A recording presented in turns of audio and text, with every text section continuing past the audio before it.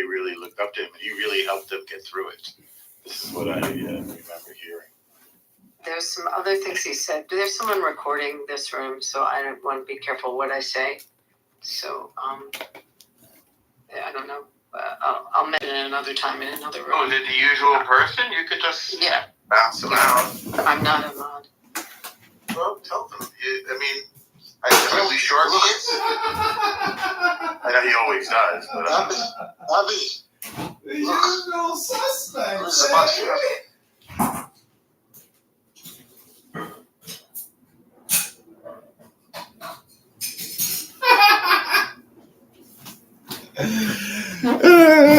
Okay, so now people are going to start recording it. How stupid can you be?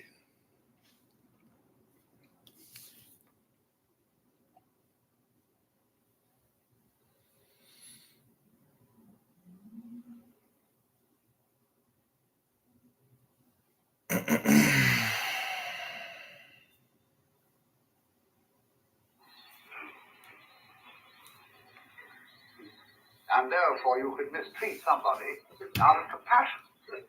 That is good for you.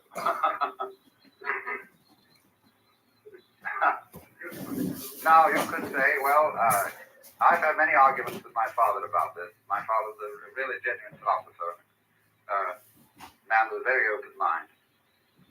But he said once, he said, think of any great man who ever came out of a co-educational school.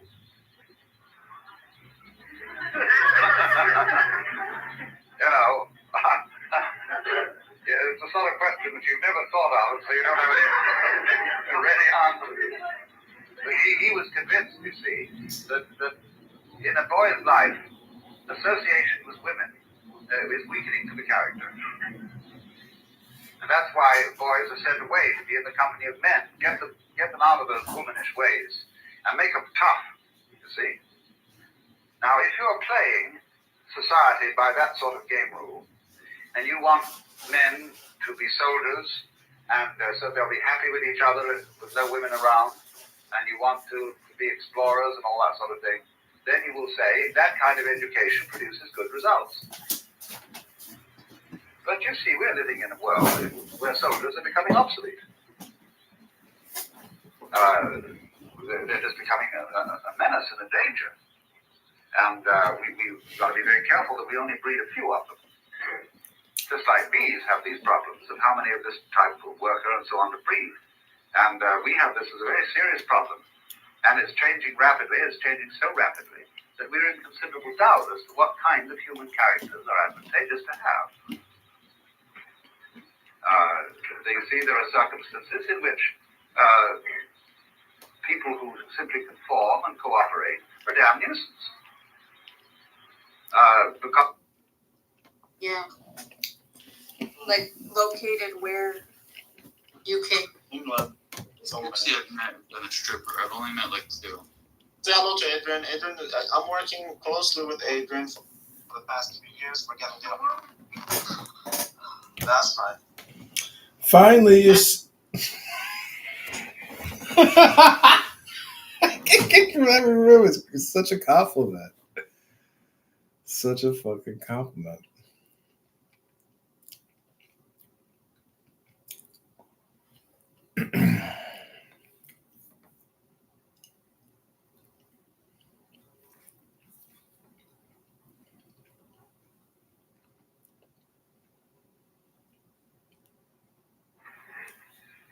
The basic thing then is we are given a choice of roles, and we are encouraged to be consistent in our roles through the novel and through drama and through all kinds of other means, so that people will be controllable, so that they won't be too jumpy. What is it that worries you about somebody who is insane?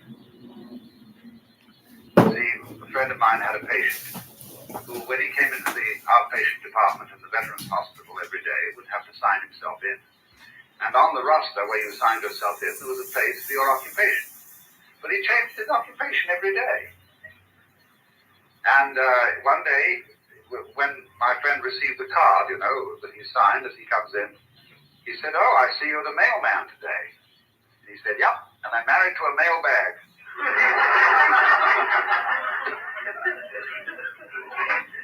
Well, think of the meanings in that. You know? The trouble with certain schizophrenics is that they've got an association pattern going. They make the most devastating puns. And he was making the more left comment. It's I don't see it that way. I mean, I think where I stand is capital, right? I think that's where my general Israeli politics sit, with the 500,000 folks on the street. And also, I recognize that, like, Me again. My test is local. no, not necessarily. No.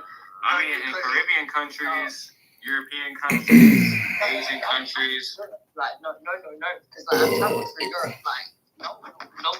You really have to know where to go and where not to go, because they're not used to seeing black people in some European countries that they just stare at you and they take pictures of you and they follow you. So it's like no. Or she's being used and played like Alex Jones sometimes has been to create this hatred, because if that's the case and there is an anti-Semitic, I'm now sort of playing out your possible thought process, if there's like a bias in that. They've found themselves. Meaning that they have exchanged an impossible game for a possible one. They haven't really found themselves. They haven't gone, or very rarely gone behind the game.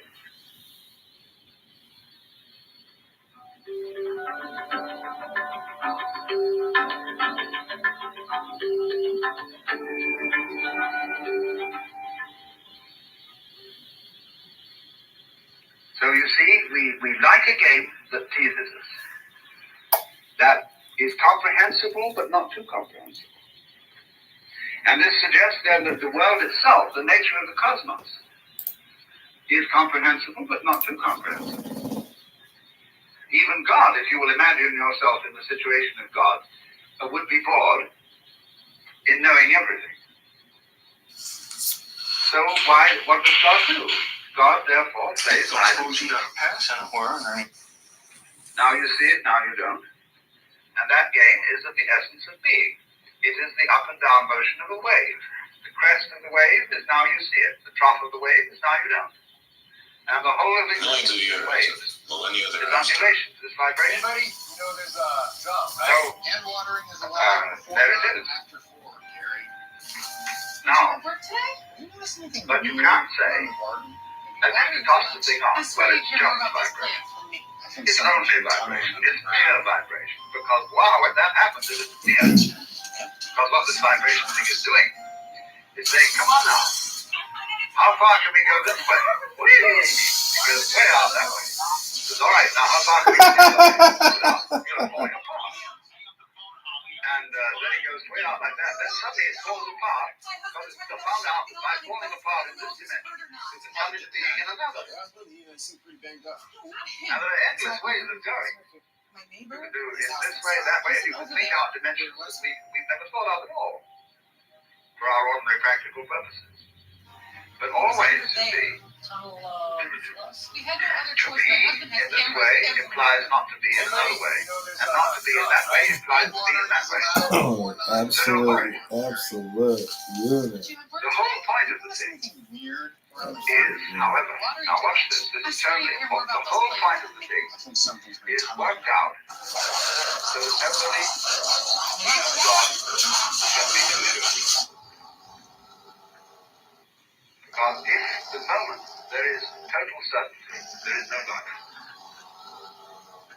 Being has ceased at the moment when it's all white and no black.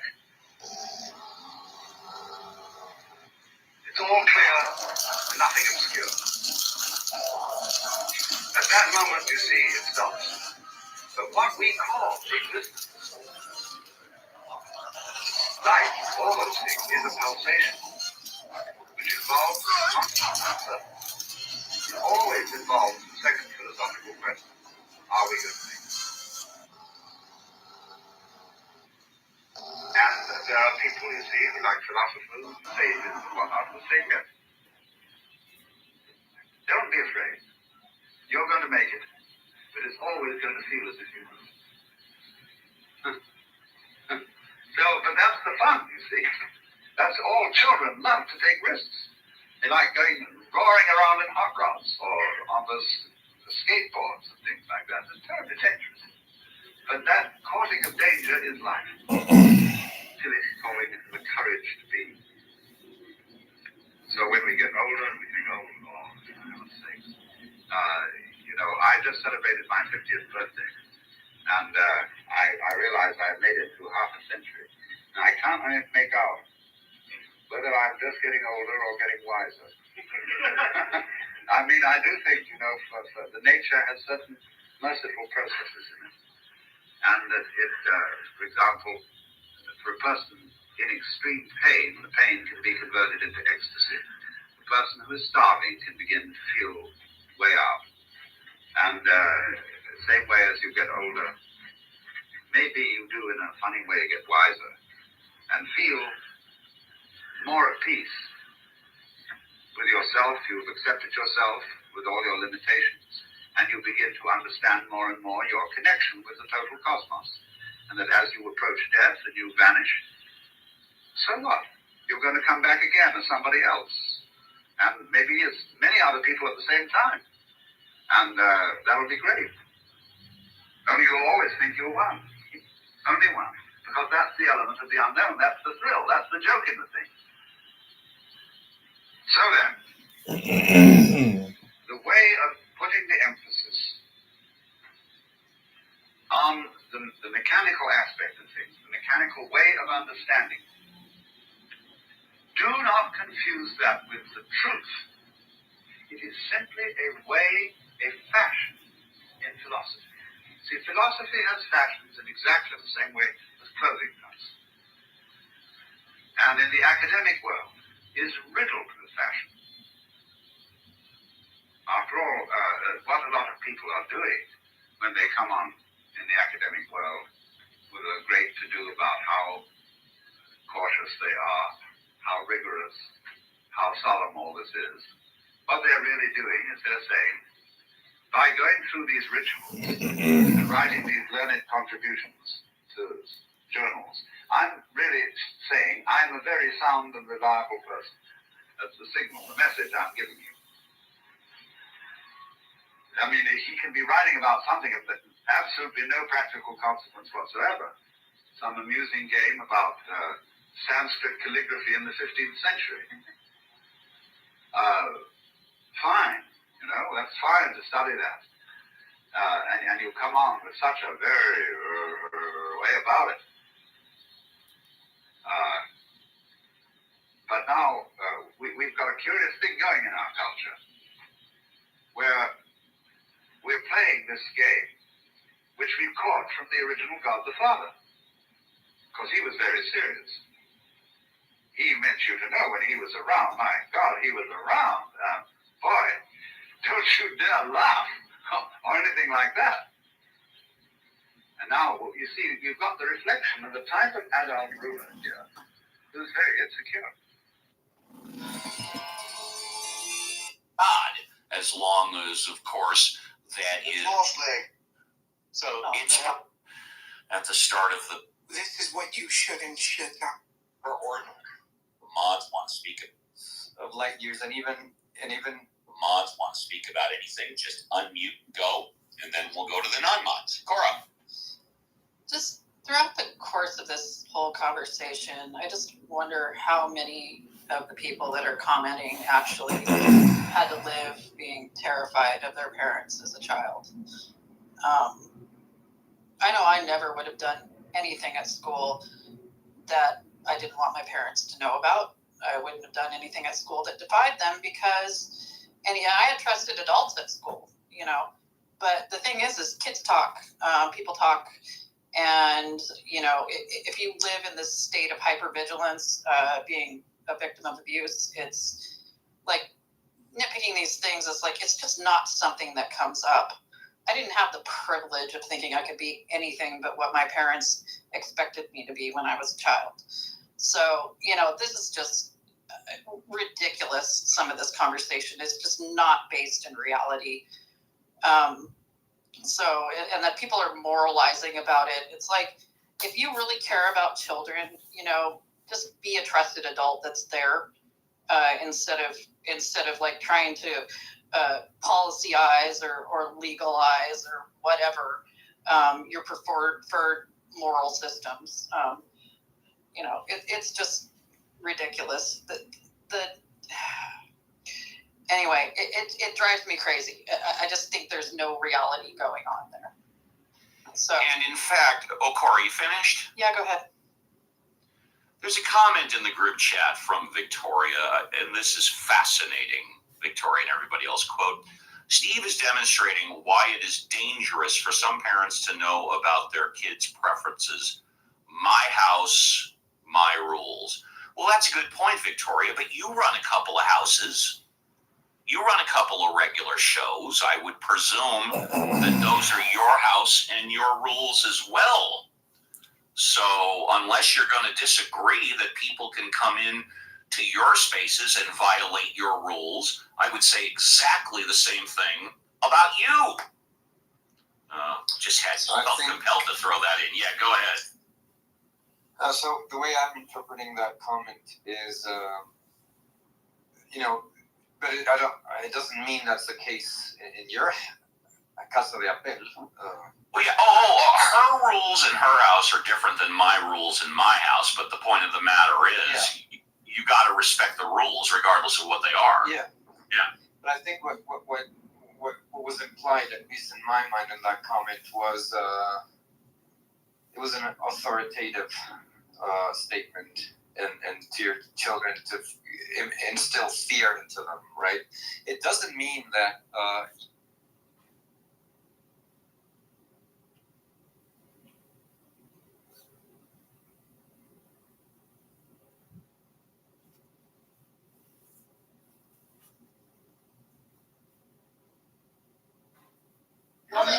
You don't need to be bringing 20 suitcases. No, but you don't need that on the plane. No, I was still on the I'm learning right? just to girl. But I'm one of those people, and everybody's different. But I wash my own underwear, like whatever my underwear is. That's why you wear wool. Like that. No, not even dirty like that. So I will, like, whatever underwear I wore for the day, I will wash it in the bathroom and hang it. Like, I don't put it in the laundry. I would just be like, no. Like, so it's like I will wash my own clothes in the bathroom. Maybe I'm just a weirdo like that, right? But then again, there's like little underwear. Like, if I don't bring, listen, I'm gonna. It's not even about enough underwear. What Miss Catfish does, like, okay, say we're going somewhere for 3 days. I got.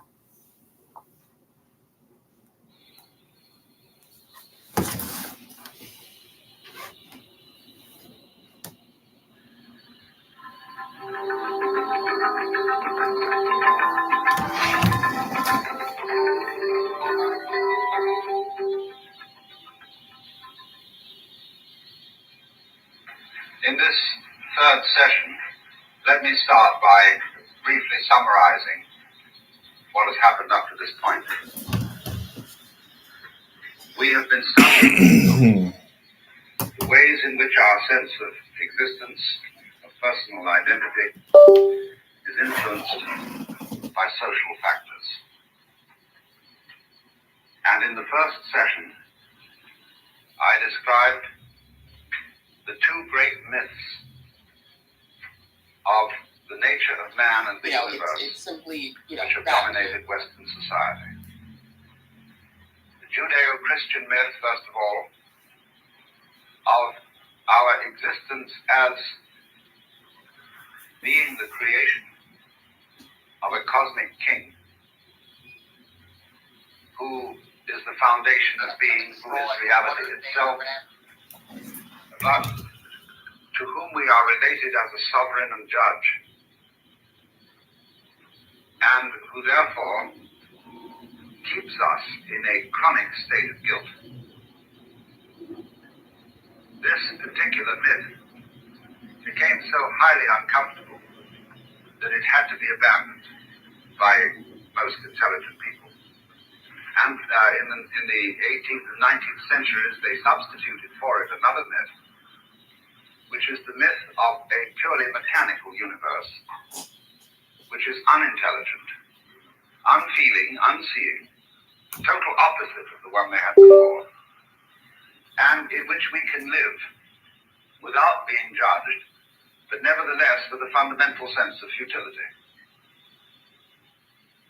This latter myth has become extremely plausible today, and it is, as far as I can make out, the thing that most people really believe in.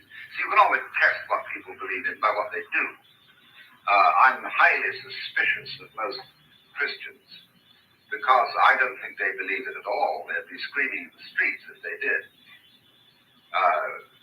They'd be terribly earnest. They'd have the most hair-raising television programs on the fate and destiny of man if they took this thing seriously, but they don't. You see, what's happening in most of the churches is that the theological schools are very advanced, very liberal, but they feel they can't give their congregations yet what they think.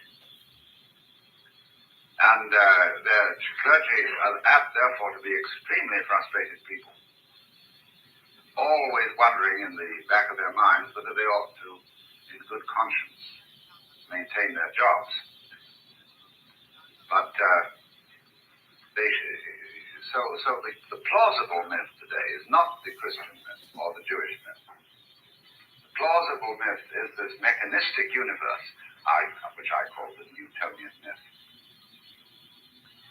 And what I wanted to get across to you in the first session was that rather plausible and so-called realistic view of how things are is just as much a myth as anything else. It's a way, it's a formulating an attitude to life which has nothing really connected with the way things are at all. Then we went on in the second session. Différente des fêtes humaines, c'est ici une orgie silencieuse.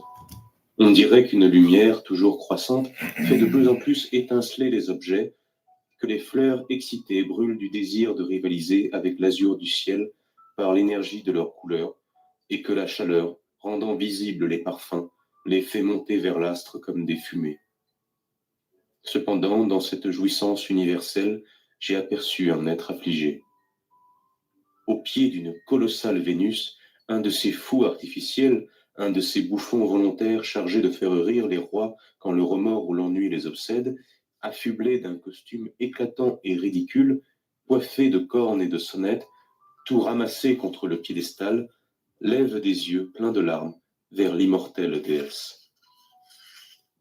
Et ses yeux disent « Je suis le dernier et le plus solitaire des humains, privé d'amour et d'amitié, et bien inférieur en cela au plus imparfait des animaux.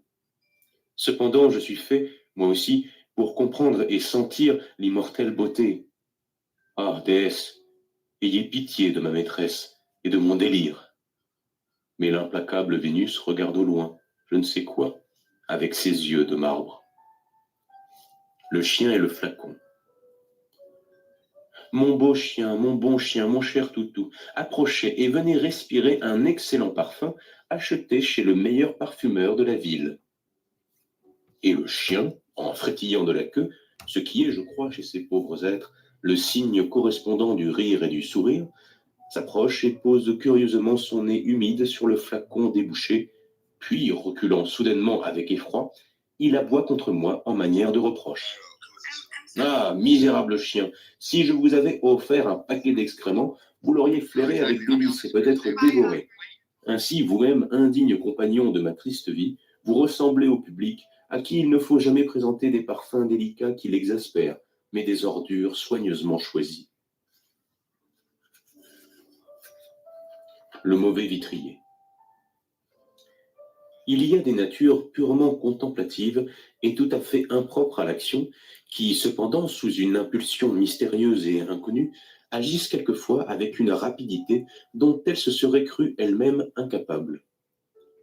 Tel qui, craignant de trouver chez son concierge une nouvelle chagrinante, rôde lâchement 1 heure devant sa porte sans oser rentrer, tel qui garde 15 jours une lettre sans la décacheter, ou ne se résigne qu'au bout de 10 mois à opérer une démarche nécessaire depuis 1 an, se sentent quelquefois brusquement précipités vers l'action par une force irrésistible comme la flèche d'un arc. Le moraliste et le médecin, qui prétendent tout savoir, ne peuvent pas expliquer d'où vient si subitement une si folle énergie à ces âmes paresseuses et voluptueuses, et comment, incapables d'accomplir les choses les plus simples et les plus nécessaires, elles trouvent à une certaine minute un courage de luxe pour exécuter les actes les plus absurdes et souvent même. Okay, so this is called La Spleen de Paris by Charles Baudelaire, Lecture Intégrale, or the Integrated Lecture. Les plus dangereux. Un de mes amis, le plus inoffensif rêveur qui ait existé, a mis une fois le feu à une forêt pour voir, disait-il, si le feu... So you can sit here and scream all you want in English, but I gotta tell you, you guys are gonna die off if you don't start evolving.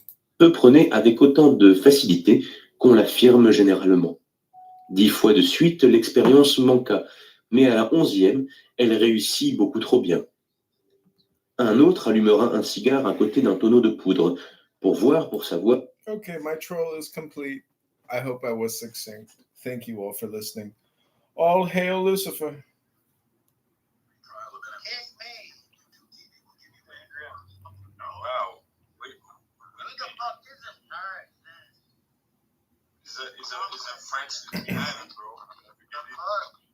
Oh, did that upset some of you gentlemen? Did Mikhail and Brock get a little upset? Are you guys high on that whiskey?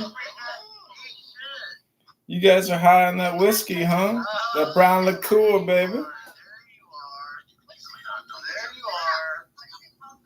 Wow, now you come off you. What is it called when you're locked in the home and you have an ankle bracelet on? You can't. It's called racism. Come on,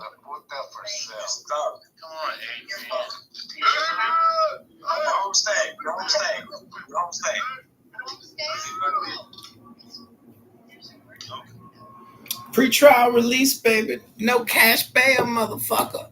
My fellow N-words. Pour tenter la destinée, pour My fellow N-words. Se contraindre lui-même à faire preuve d'énergie. My fellow N-words. Pour faire le joueur, pour connaître les plaisirs de l'anxiété, pour rien, par caprice, par désœuvrement. C'est une espèce d'énergie qui jaillit de l'ennui et de la rêverie, et ceux en qui elle se manifeste si inopinément sont, en général, comme je l'ai dit, les plus indolents et les plus rêveurs des êtres. Un autre timide, à ce point qu'il baisse les yeux, même devant les regards des hommes, à ce point qu'il lui faut rassembler toute sa pauvre... You know what? Fuck the French, man. Fuck them. Fuck them.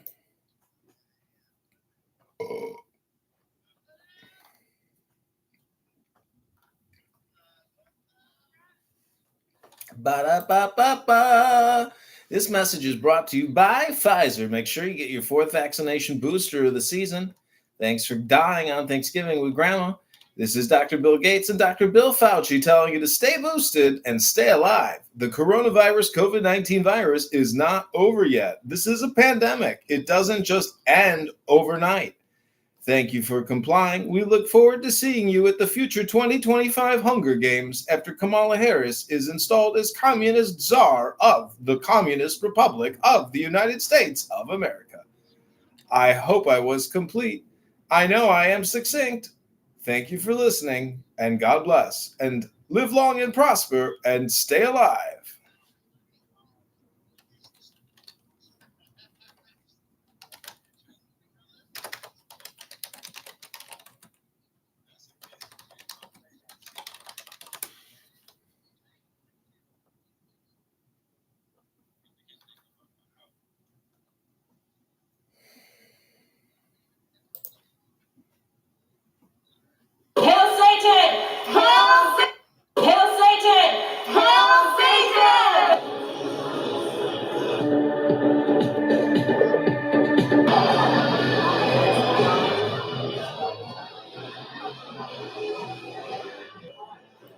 Hi, everybody. We're at LuciferCon 2024 live with the Lucifer himself.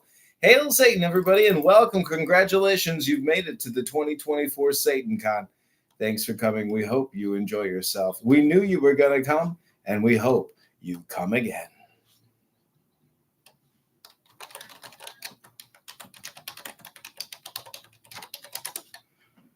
We're going to start off this 2024 Satan Con with the invocation to Thoth. We hope you enjoy, and we hope this liberates you from your stupidity. This is Hermes Trismegistus, the prayer. This is dedicated to my friend Hermes. Holy is God, the Father of all. Holy is God, whose will is accomplished by his own powers. Holy is God, who wills to be known and is known by his own. Holy art thou, who by Logos has constituted all existing things. Holy art thou, of whom all nature was born as the image. Holy art thou, of whom nature has not formed. Holy art thou, who art more mighty than all power. Holy art thou, who art greater than all eminence. Holy art thou, who art superior to all praises.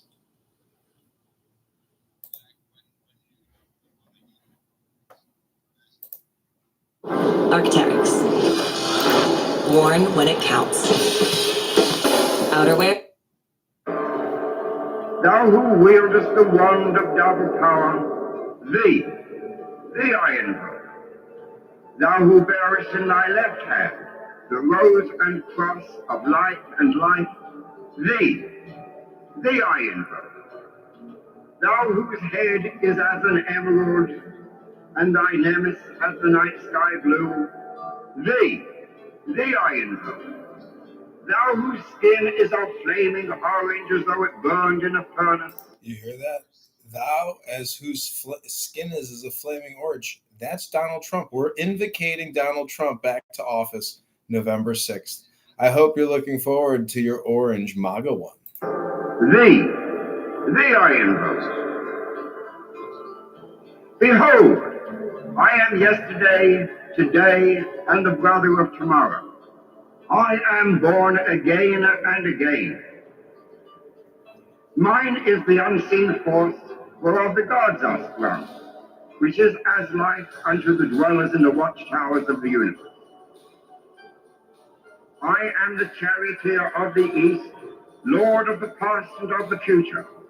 I see by mine own inward light, Lord of resurrection, who cometh forth from the dust, and my birth is from the house of death. O ye two divine hawks upon your pinnacles, who keep watch over the universe, ye who accompany the bier to the house of rest, who pilot the ship of wrong, ever advancing onwards the heights of You hear that? Who pilots the ship of Ra? heaven, Lord of the shrine which standeth in the center of the earth. Behold, he is in me, and I in him. Mine is the radiance wherein Ptah floateth over the throne. I travel upon high. I tread upon the firmament of new. I raise up flashing flame with the lightning of mine eye, ever rushing on in the splendor of the daily glorified Ra, giving my life to the dwellers of earth. If I say, come up upon the mountain, the celestial waters shall flow at my word. For I am Ra incarnate. Ra incarnate. Kepler, created in the flesh. I am the eidolon of my father Tamu, lord of the city of the sun. So there's a city on the sun, and the Lord's name is Tamu. The God who commands is in my mouth. The God of wisdom is in my heart. My tongue is the sanctuary of truth, and a guard sitteth upon my lips. My word is accomplished every day, and the desire of my heart realizes itself as that of the tower when he created his works. I am eternal, therefore all things are as my designs, therefore do all things obey my word.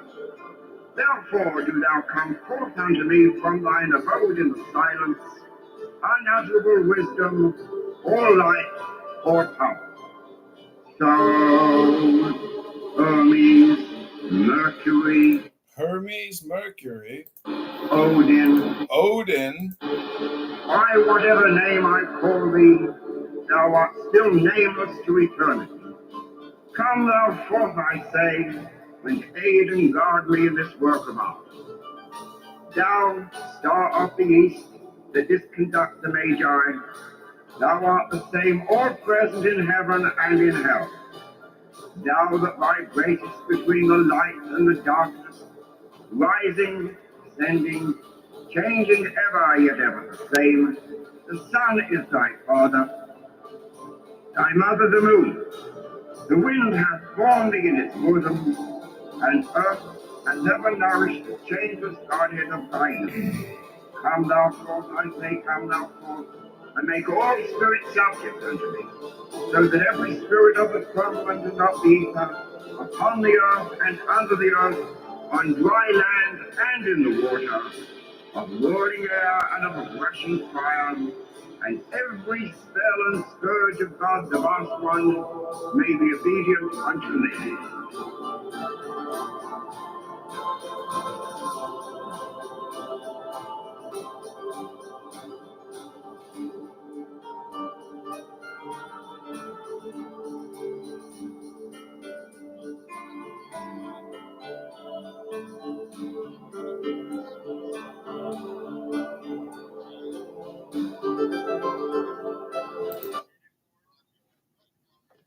Take a seated position.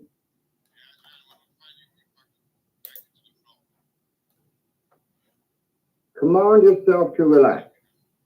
I command you to all to relax. Start rhythmic breathing. Start rhythmic breathing. Let us ask for divine guidance at the beginning of each session. O Lord of the universe, the vast and the mighty one, ruler of the light and the darkness, we adore thee and we invoke thee.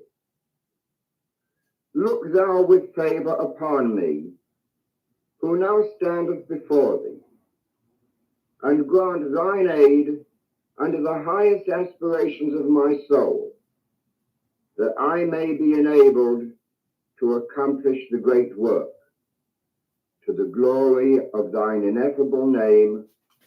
Amen.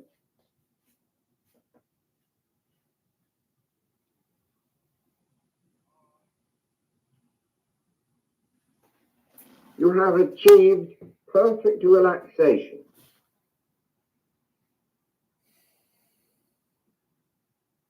Your mind is at peace.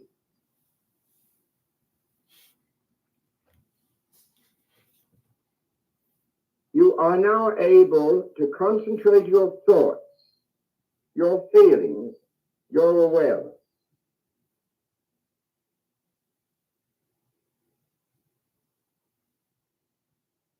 Imagine now there towers above you another being who represents your higher self, your holy guardian angel.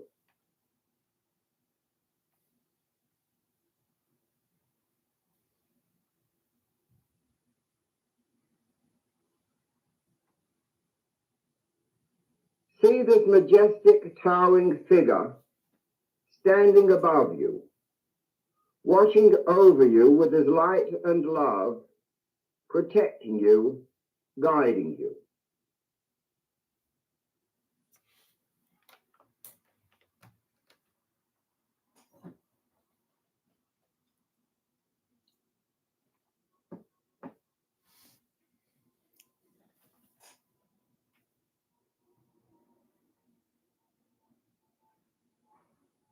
With each breath you take, you aspire and yearn to be one with your angel.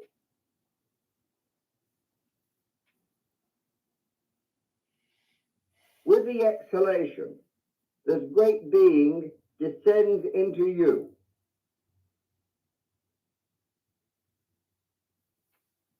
You and your guardian angel are becoming one.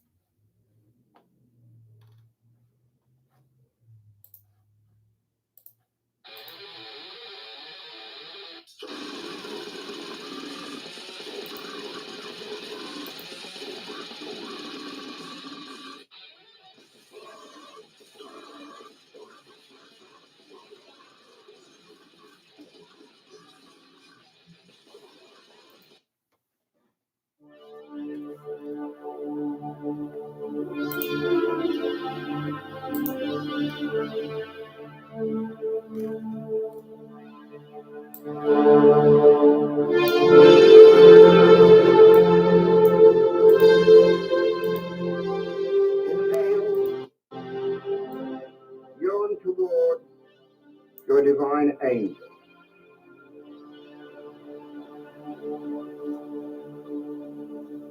Exhale, he descends and occupies your being.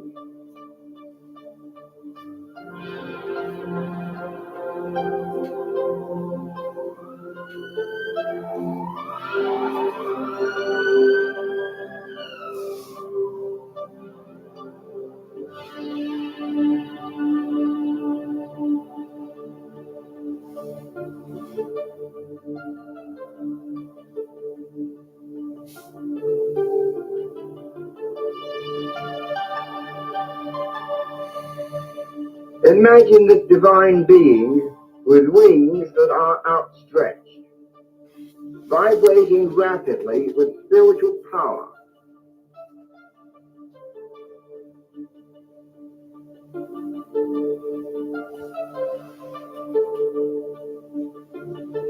He stands above you, benign, gracious, beatific.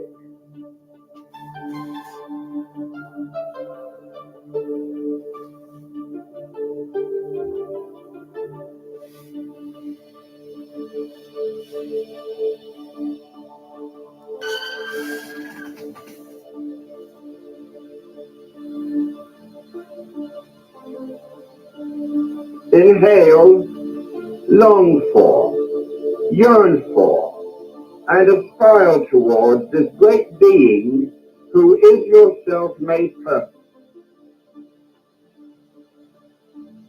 Exhale. Imagine and feel this divine spiritual figure descending, occupying your body, your mind, your soul.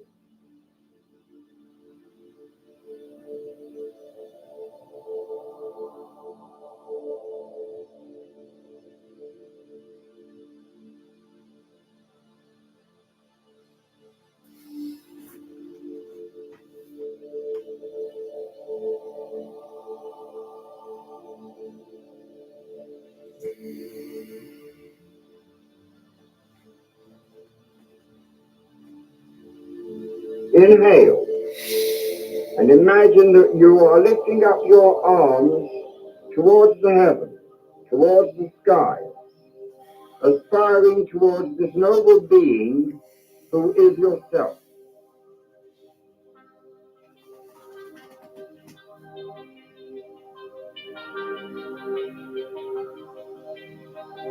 Exhale.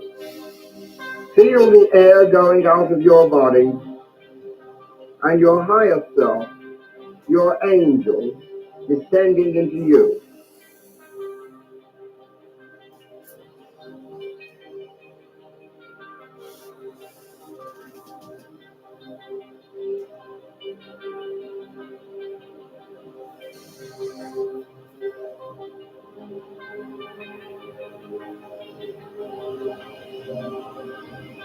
Inhale, aspire,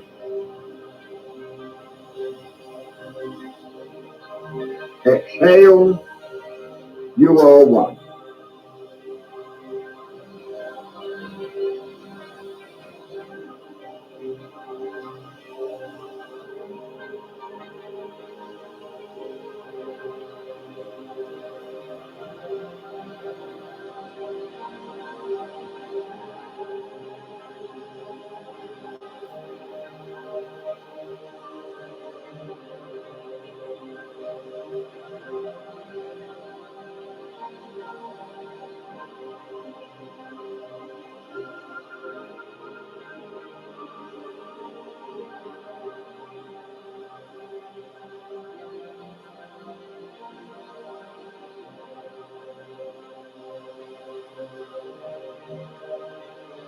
Your holy guardian angel is the symbol of your higher self.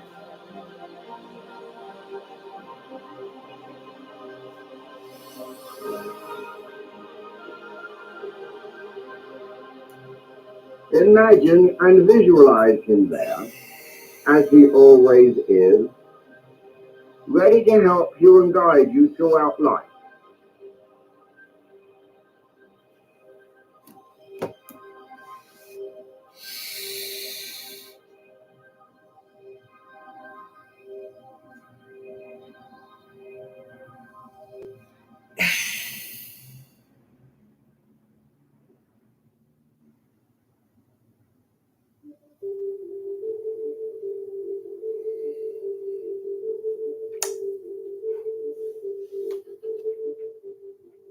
As you inhale, yearn for your guardian angel.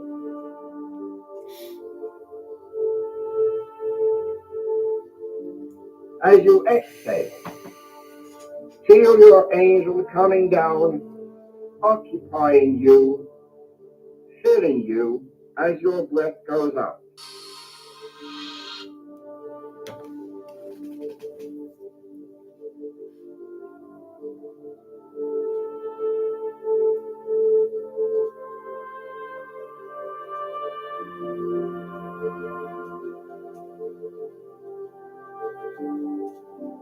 Inhale, aspire. Exhale, you are one.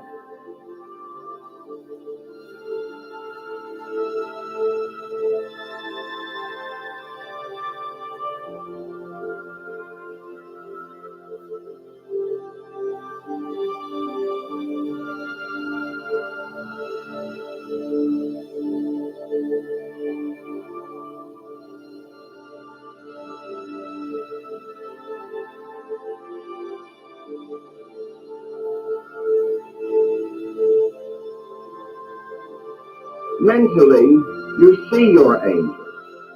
You feel his presence, handsome, beautiful, robed in brilliant, scintillating white light.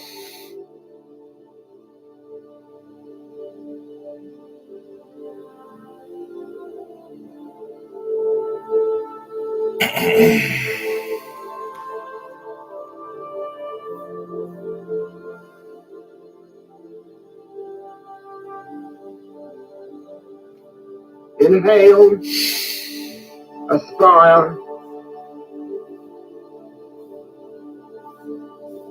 Exhale, you are one.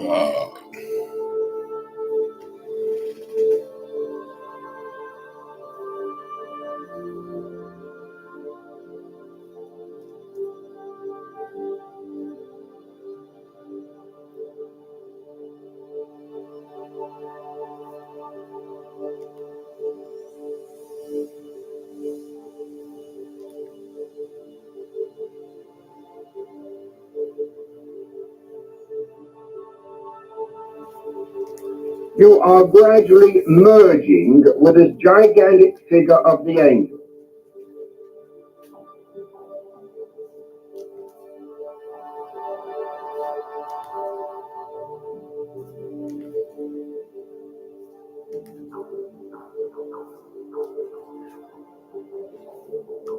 This is your higher self, your guardian angel, desiring to be with you, and you to become united with him.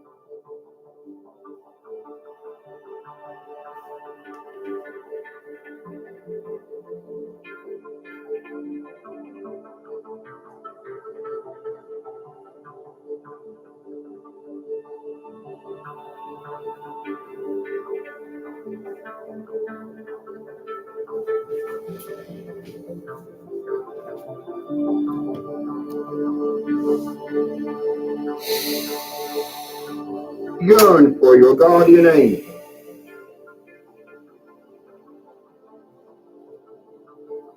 You and your holy guardian angel are one.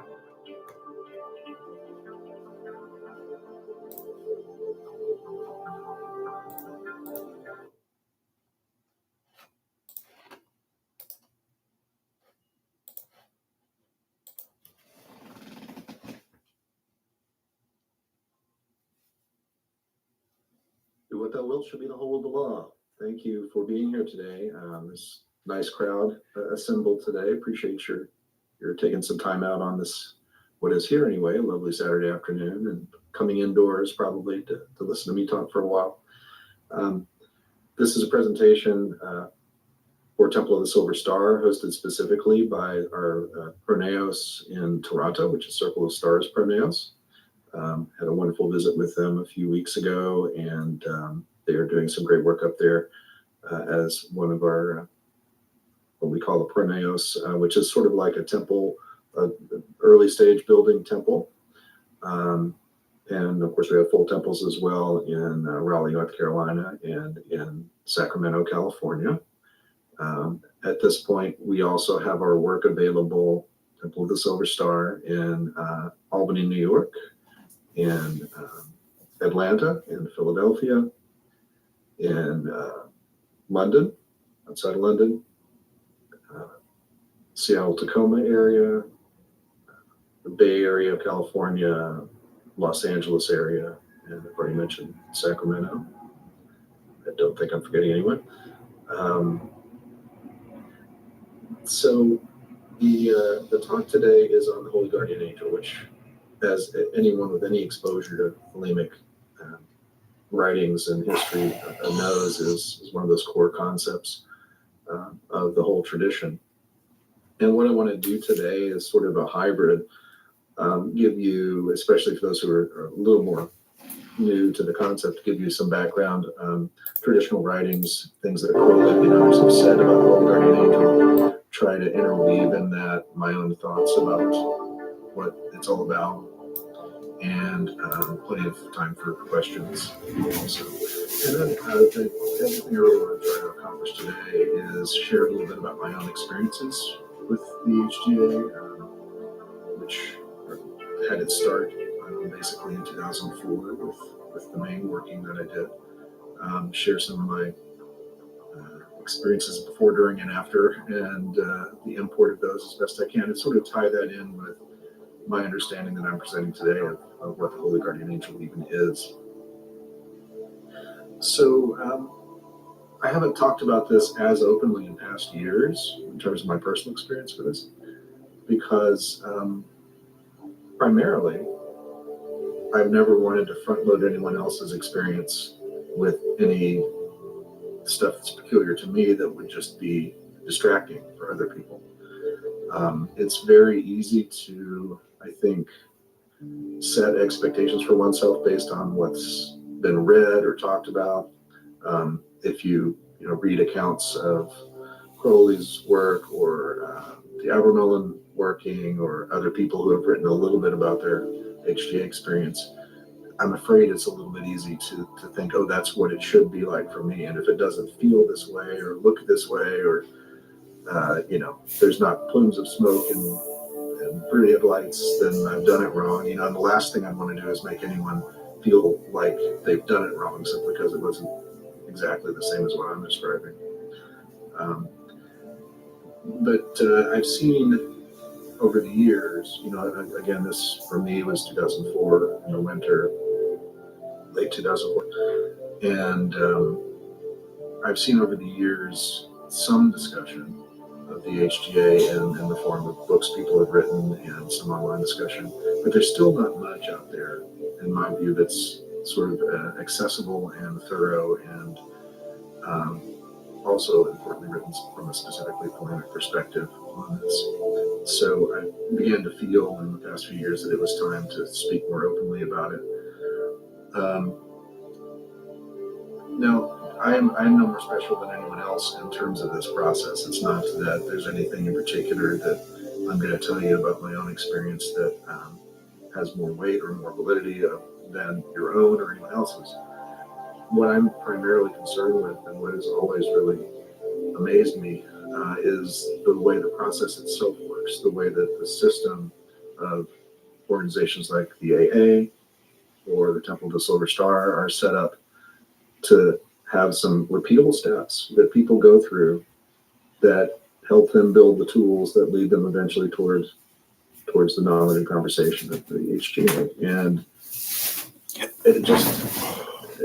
it's a thing of beauty to see people walk the steps and get the results. And that has nothing to do with me in particular. That has to do with the structure of the system and the tools that we've inherited from Crowley and others that are so powerful.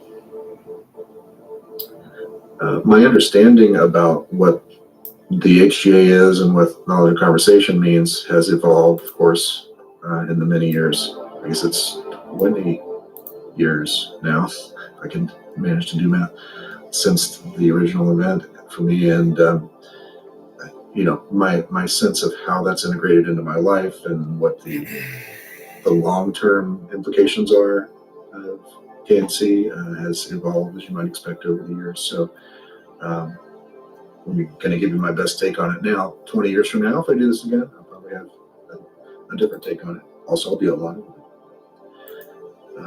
And hopefully wiser. That's my aim. So let me begin by quoting Crowley and some others on the nature of the HGA. And in doing so, I think we'll start to shed light on the core concept of it, and then I'll flesh stuff out as I need to. So from the document called One Star in Sight of Crowley's, it is impossible to lay down precise rules by which a man may attain to the knowledge and conversation of his holy guardian angel. For that is the particular secret of each one of us, a secret not to be told or even divined by any other, whatever his grade. It is the Holy of Holies, whereof each man is his own high priest, and none knoweth the name of his brother's God or the rite that invokes him. So I'll apologize in advance for all the gendered language in these archival sources here, but it was what it was. Let me comment on a few of those. His first statement there, it's impossible to lay down precise rules by which a person can do this. That's kind of an extension of what I was saying before. We can give some tools, we can give some procedures that can help lead a person to their own inner truth, but ultimately, you will be the high priest or priestess and prophet of your own religion, and the quote-unquote God of that religion will be your HGA, and that will be yours and yours alone, and no one else could tell you. You'll need to do this ritual this many times, or make these ritual gestures right at that point, or here's the name of your angel that you should use. No one else could possibly do that for you. So if anyone is pretending to, question them as a source and question their motives. So it's yours. It really is your journey.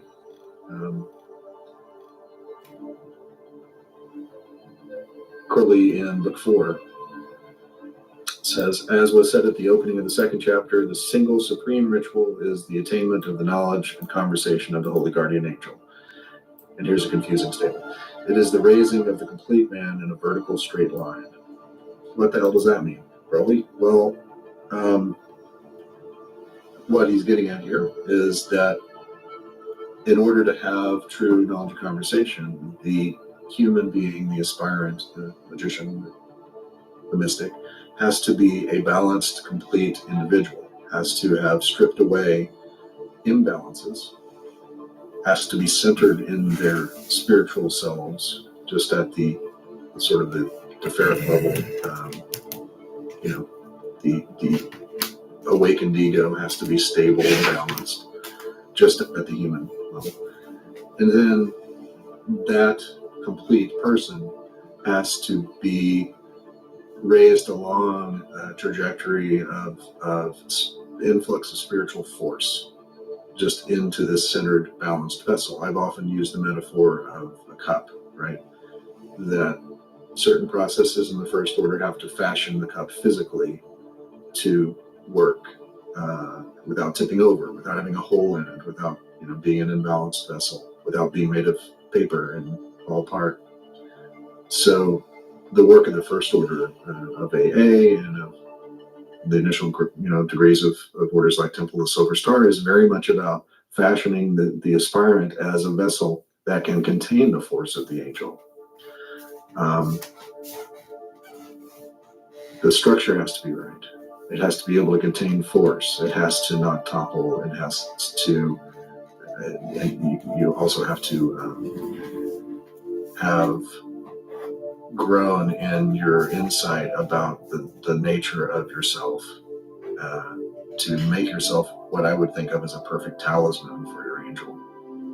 There's a saying that the God will not indwell the temple improperly prepared, and for the HGA to show up, or you just need to be a fully prepared version of you. And that's what the raising of a complete man in a vertical straight line means to me in that context from Crowley. Next interesting statement in the same source from Big Book 4. Any other operation is black magic. That's interesting. So any other operation other than the raising of the complete man in a vertical straight line and the knowledge and conversation of the Holy Guardian Angel is black magic. This is completely in line with Crowley's definition of black magic as something that is counter to the true will of the individual. The true will, of course, is the will of the deepest, innermost spiritual self, not the passing whims or desires of the ego. So it is our basic nature. The true will is the way we are as a person, the way we must be as a person in order to be maximally efficient in our lives and to take our lives as far as we can in terms of what we can contribute to the world. In order to fully know the true will, we must attain knowledge and conversation with the Holy Guardian Angel, because this represents the influx of complete, as complete as can be at the time, awareness of our deepest spiritual impulses. So these two things go together. To fully know and understand and live out the true will, we have to attain knowledge and conversation of the Holy Guardian Angels, because those definitions are intertwined. But this is black magic, he says, if you diverge from this. So what he's getting at there again is that any magic that is performed that isn't serving the true will, or in the preliminary years isn't serving the path towards the knowledge and conversation of the HGA, is by this definition black magic, because you're off track. You are distracting yourself with stuff that isn't essential. You're not working efficiently for yourself and for the world. If you look at all the tools that exist in systems like AA, divination, learning Kabbalistic symbolism, practicing ritual forms, pentagram, hexagram rituals, star ruby, star sapphire, practicing all the meditative aspects of the work, practicing asana, pranayama, breathing control, mental focus, dharana practices. All of these things are just tools. Enochian magic, Solomonic magic, Goetia. None of these things make any sense to do, according to Crowley, and I agree. They make no sense to do any of these things unless they're leading you toward knowledge and conversation. And once you've had knowledge and conversation, any magic that you choose to do is fully empowered by your understanding of the true will. So all our system, any competently set up magical system, a magical order of training, is going to have only those tools which serve the individual in moving towards knowledge of true will and of knowledge of conversation of the HGA. If the magician needs to perform any other operation than this, the KNC of the HGA, it is only lawful insofar as it is a necessary preliminary to that one work. Okay, so I'll get off my soapbox on that now, but that's something that is so often missed on the fringes of this tradition. If you look online, you'll see people obsessed with every magical variant possible. People who just want to do deep dives into Enochian work or Goetic work or something else, which is great. It's great to have competence in different systems and know a bit about magical history that way.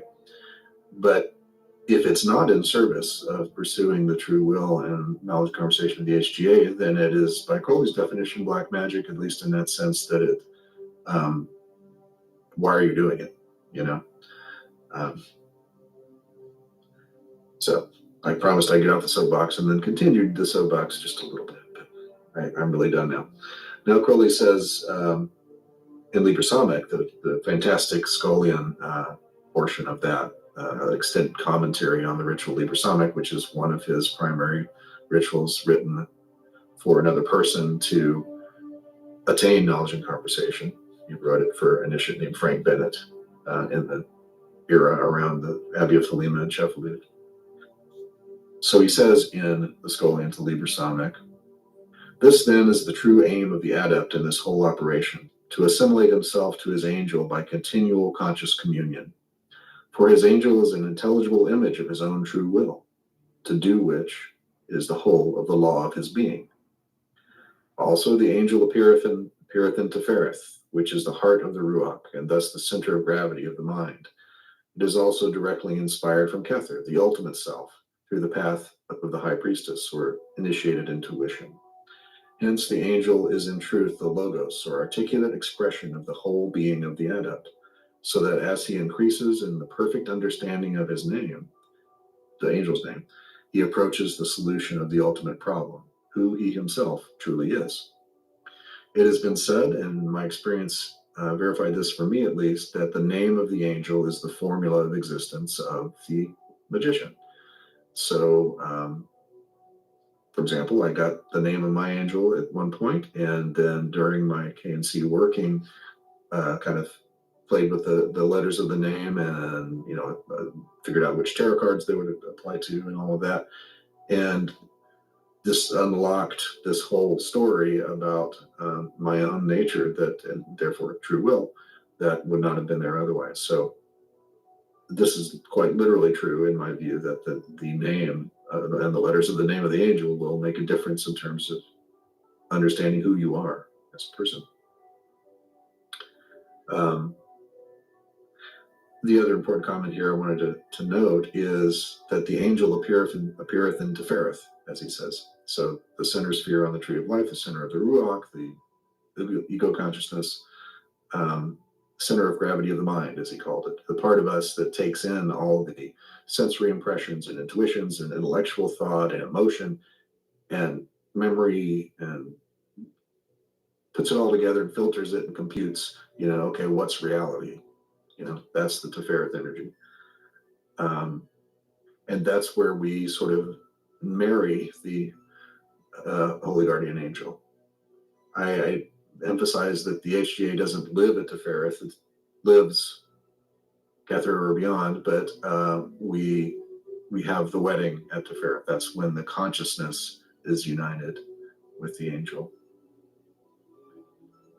From Magic Without Tears, Crowley says, the Holy Guardian Angel is something more than a man, possibly a being who has already passed through the stage of humanity, and his peculiarly intimate relationship with his client is that of friendship, of community, of brotherhood, or fatherhood. He is not, let me say with emphasis, a mere abstraction from yourself, and that is why I have insisted rather heavily that the term higher self implies a damnable heresy and a dangerous delusion. Now, that doesn't mean that the term higher self has no utility. It means we shouldn't conflate the idea of the higher self with the Holy Guardian Angel, according to Crowley. The concept of higher self has a lot of utility in understanding the makeup of the human psychospiritual apparatus. Putting it at Kether, for example, on the Tree of Life makes some sense. But and here's the tricky part in talking about the HGA, that the HGA is not just one's higher self. It's not just one's conscience. It's not just one's better self, or a spiritual self. At other times in his career, Crowley implied it was, depending on who he was talking to. But the good news is you don't have to know the answer to that question at all, because once you have KNC, those questions won't matter. You'll know what the HGA is to you, and it won't matter what anyone else says it is or isn't. My experience was that it very much presented as an exterior being to me, and yet also so intimately intertwined with me and everything I had been and could be, that I still couldn't say, oh, it's separate from me. It's just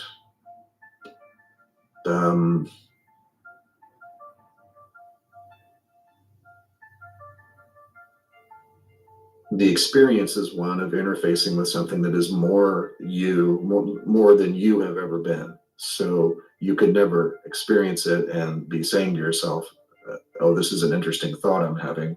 Feels like I'm talking to a little voice inside.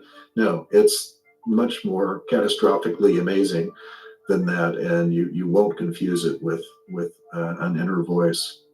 I promise. Let's look at some other quotes from other people. Carl Germer wrote to my teacher, Phyllis Eckler, in 1952. Carl Germer was Crowley's successor as the head of AA and OTO. Germer said to Phyllis, keep affirming in your heart your longing, your devotion to the HGA.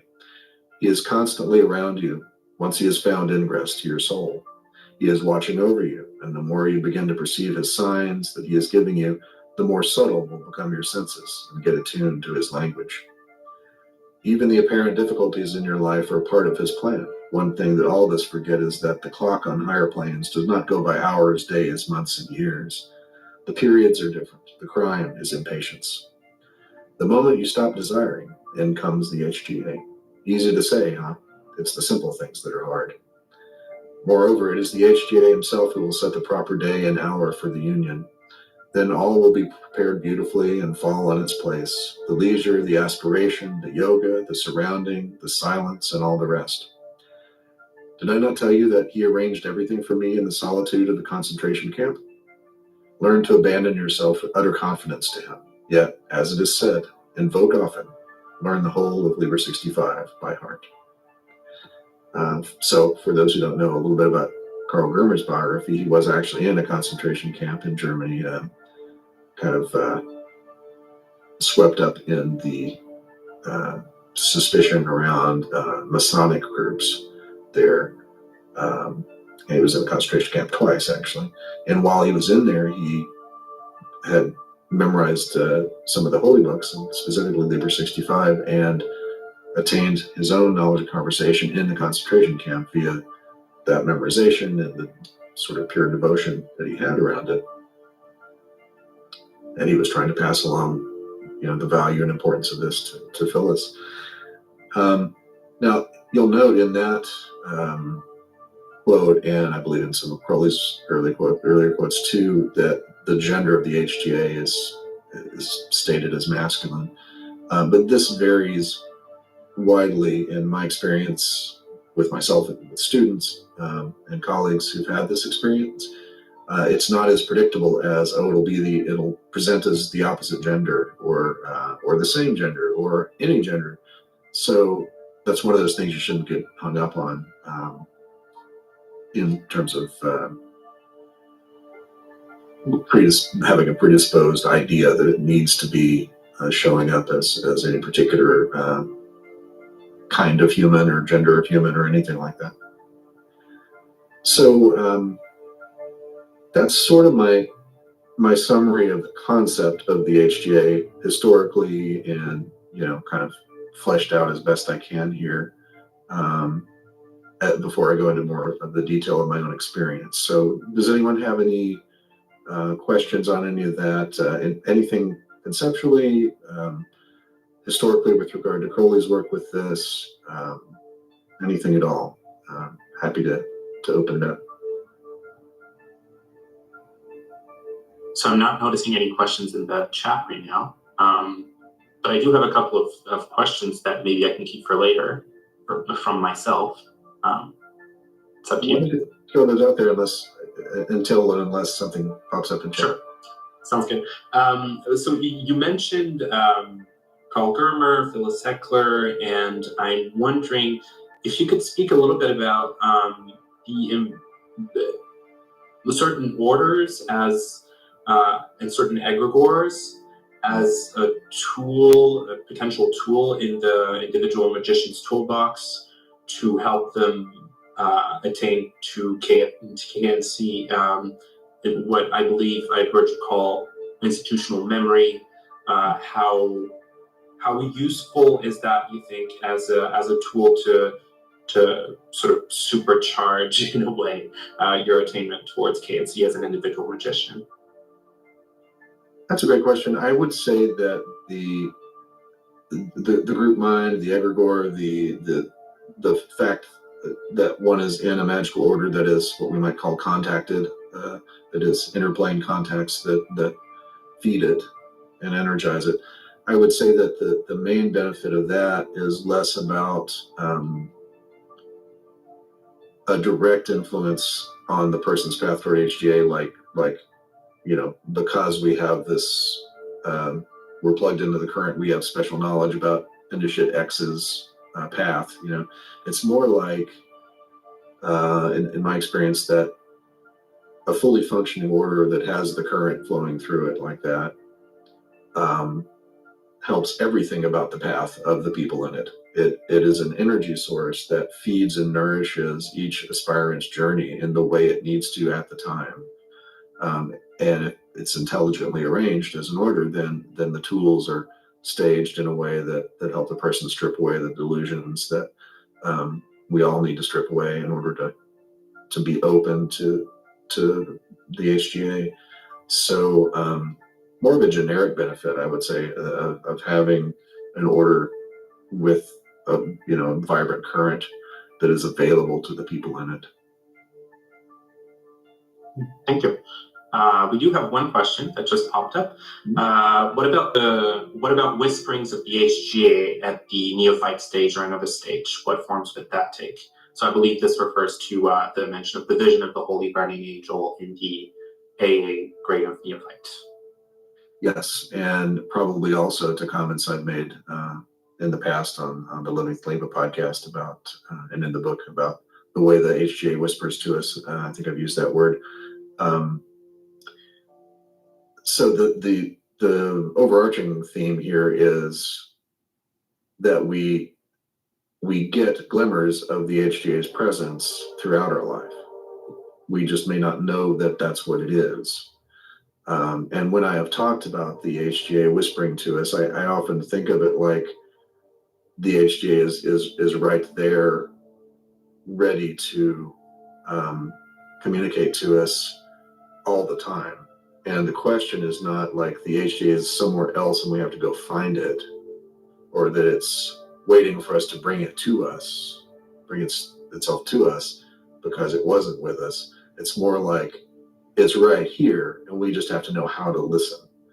So all throughout our lives, and especially once we are consciously on a path toward it, the HGA is ready to be telling us important things about the next steps that we should be taking. And it's not literally like a whispering, like an audible whispering. That's a metaphor for the way we get glimmers of the truth along the way. Sometimes there is the sense of a verbal transmission of things. When I was a neophyte, and this ties in with some of the more specific aspects of the question, when I was a neophyte of AA, I had a completely concrete experience of doing, I think I was doing midnight resh at the time in a dark bathroom. I was about to go to bed, and the name was just spoken to me as if there were someone right there by my head. And I was a neophyte, so I had more work to do to get up to the place of doing the knowledge and conversation working, the formal working. But that was pretty striking. And so I took that name as a pretty strong candidate to be the name of the angel.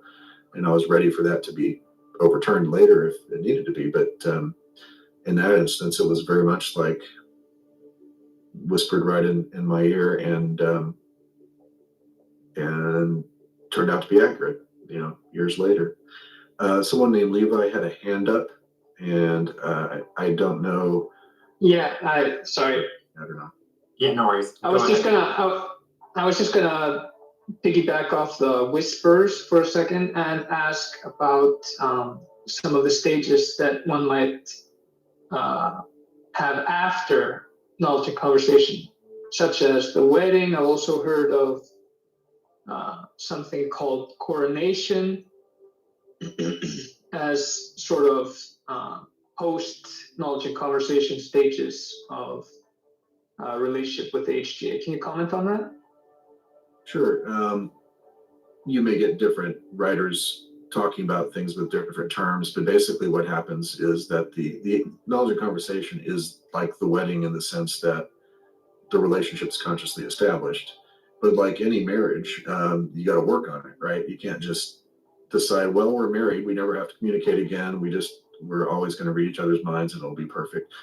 But no, it doesn't go like that, you know? So what you experience after knowledge of conversation is a need to integrate that as fully as possible with your existing life and self. So it's a process of equilibrating the inner and the outer.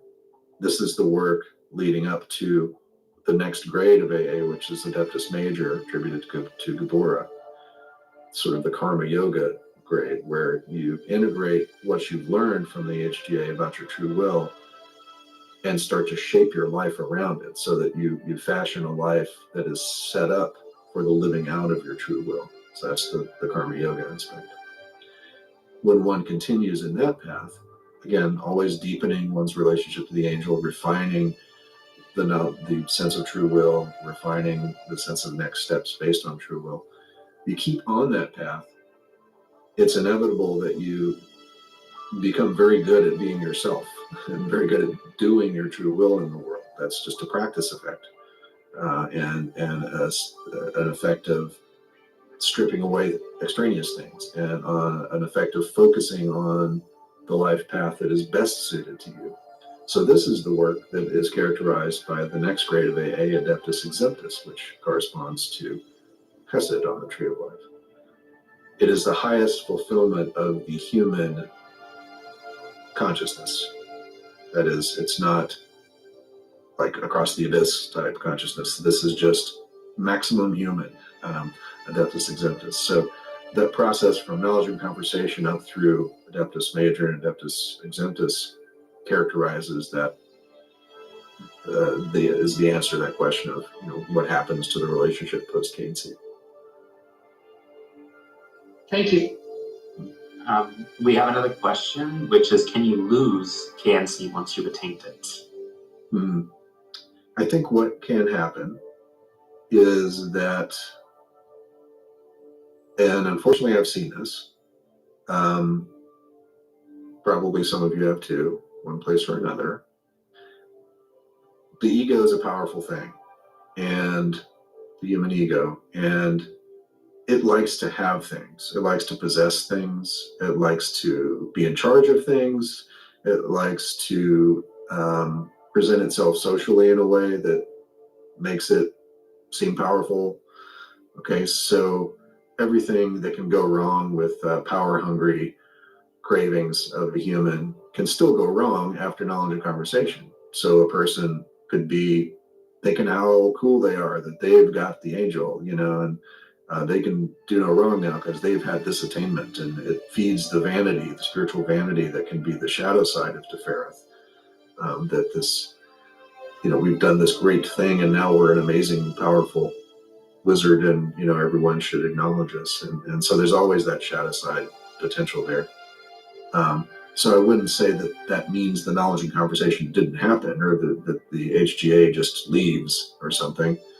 I think what has happened there is that the magician, in spite of having KNC, has erected barriers of ego to continued effective communication with the HGA, and so they get way off track, and it becomes a path of what Crowley might call the Black Brothers, or the idea that we become just fascinated and entrenched in the egoic strivings of being the powerful magician who's had HGA, who's had knowledge and conversation. Thank you. The next question is, are you aware of people achieving KNC through more non-traditional or unorthodox methods, or is it always through the more commonly prescribed rituals? Certainly there are cases of people attaining this kind of consciousness in other traditions entirely, and outside of traditions, and spontaneously, and in forms and in terms of the order of how they did things that are totally not what these systems prescribe. So it's important for anyone in any magical tradition not to develop the illusion that theirs is the only way that works. But you can't teach everything that might work. You have to teach as best you can. If you're teaching, you have to teach as best you can the tools that seem to work in the way that you have experienced them, and convey the tradition as best you can. But that shouldn't be confused with saying, the only way it works is this one way. I think the next question goes along similar lines of inquiry, but is KNC or BHGA Thelema specific? Could someone in another religious tradition achieve it, or could someone initially on a Thelemic path, who then continues in an eclectic and more alone path, achieve it by themselves without mentorship? Yeah, so it can be spontaneous, it can be without mentorship, it can be in a non-Thelemic context. I think what happens is that the tools that unlock that KNC for a given individual will be the tools that speak to them, that speak to their soul, that provide a spiritual home for that person. So that's why some orders might be the perfect vehicle for one person, because the symbol sets mesh well and the vibe, and you get along with the teachers in the tradition or whatever it is. But for another person, it might be the completely wrong place to try to do it. So I think that's an answer to that question. And that's all the questions we have for now. Okay, thank you. I'm seeing a few things in the chat, but I'm assuming that you've already addressed those. I think I've addressed all of them. If anybody didn't get their questions answered, please post it again.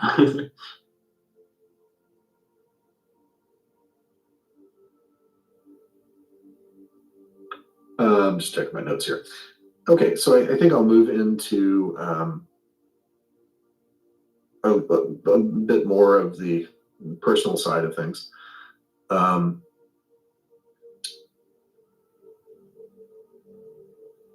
weird thing happened to me after I had that whispering of the name experience. I went to, again, I was a neophyte of AA.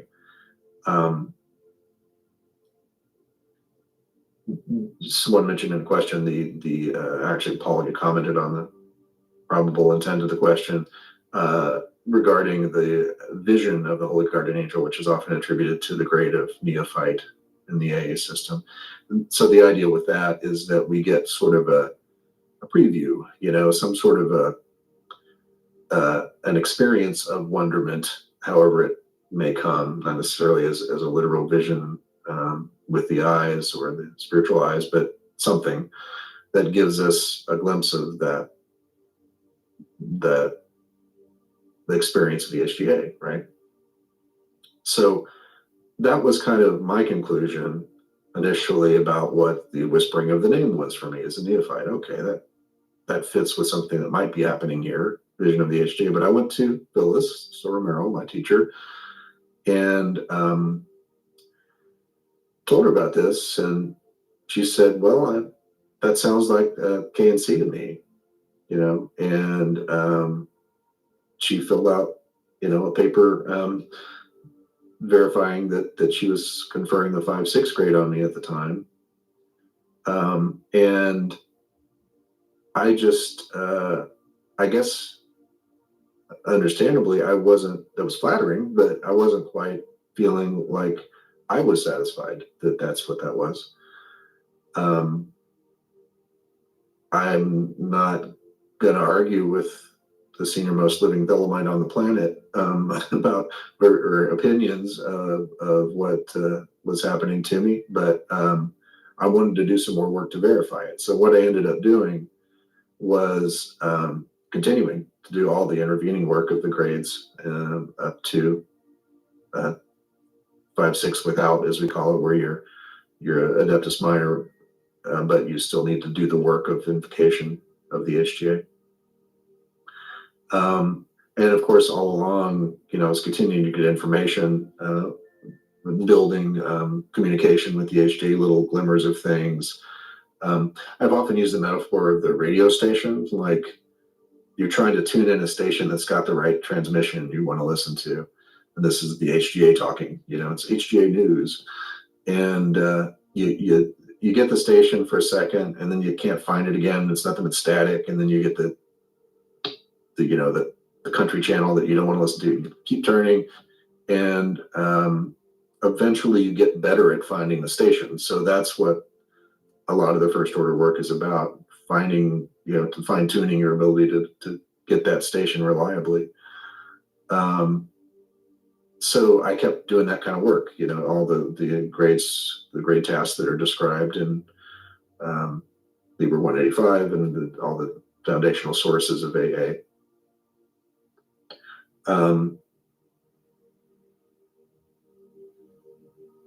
The main takeaway for me with this, and what I'm wanting to emphasize right now, is that you will never go wrong by deepening your work toward knowledge of conversation. You will never go wrong by being extra thorough with all the tools you use and things you try.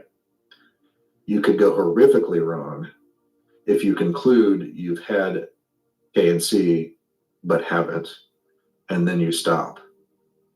You conclude you're there, you stop doing the work, you stop questing, you stop questioning, you stop striving, because in your ego, you've concluded that you've got it. So what I always tell people when asked, like, I think I've had K and C, I think I've got the name, I think I've had these experiences, I'm not going to presume to say, no, I don't think you have. I would never do that to someone. What I would say is, look, we've got systems set up that are stepwise, repeatable paths to knowledge of conversation. And they have checks and balances in there, and they have built-in safeguards and tests to make sure that you're using tool number one correctly before you move on to tool number two. And that's no guarantee that a person will have K and C, but what it is a self-check that if we are doubting, that we have if we think maybe I missed a step, or I missed a tool I needed, or I didn't jump through the right hoop at the right time or something, it's a way to double check that. So I say to someone who says, maybe I've had K and C, okay, maybe you have. Don't assume you have. Don't assume you haven't. Keep taking notes. Watch for patterns. Keep using all the tools. And get yourself up to the formal place in the system where you would be doing the final invocation of the HGA. And wow, what if you really hadn't had it yet, and then you have it, and you're so glad you've walked through the intervening steps and really pushed yourself to do it.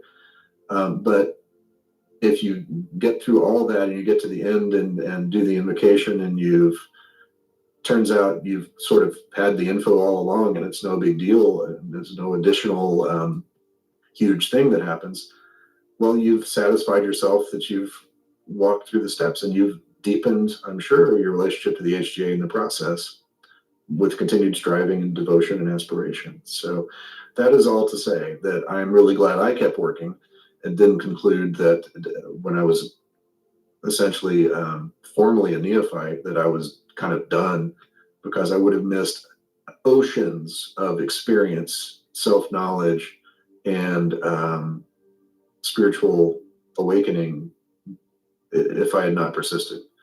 I can imagine what my life would look like. Cannot imagine what my life would look like if I had somehow parked it, instead of continuing to do that work. Everything that I've done that any of you have ever heard of happened because I didn't stop when I was first told I had it, because that was the fruits of the legitimate KNC later, as best I can tell.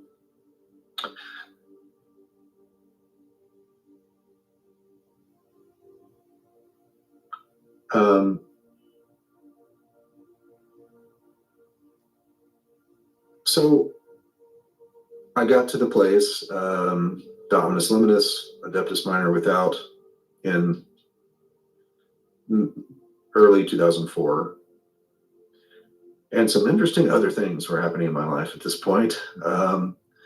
My father, unfortunately, was dying of cancer at the time. In the winter, sort of the early winter months of 2004, his cancer was worsening, and so I was doing a lot of visiting of him. And I was in California, he was in Arkansas, flying back and forth. On one of those trips to fly back to see my dying father, Phyllis Seckler died, my teacher. So I'd been able to visit her in the hospital when she was hospitalized in May of 2004, but she actually died while I was back visiting my father. So that sucked. And, that whole aspect of my life was really, really hard. Meanwhile, my marriage was also falling apart. I had a young son, 8 at the time. And all of this comes together to say that sometimes when the things we have depended on, the things we felt nourished us and supported us, all feel like they're being stripped away, the question that we tend to ask ourselves is, what is left when all that's gone? And what was left for me was the single-minded desire to attempt the KNC and throw myself fully into that path, because I knew I could kind of work on that and focus on that, even if the rest of my life seemed to be blowing up or imploding or whatever it was doing. Also, weirdly, this was probably more of a coping mechanism than anything else, but I was able to say, you know what, I don't know what's going to happen with my marriage or my, what's going on with my extended family when my dad's gone and all of that. But that guy on the other side of KNC will figure it out. So throw up my hands, like, help me, HGA. I have no idea what I'm doing here. And sometimes that's where we end up. That's what we got to do. So I went into the working with kind of that mindset of, I don't know what's next, but I'm damn sure going to find out now. So where I'm going to go next is in this talk is telling you sort of how I did it and how I approached the working, and talk a little bit about the results of that. I saw, I think, at least one question pop up, so let's see if we can take that. Yeah, we have one question.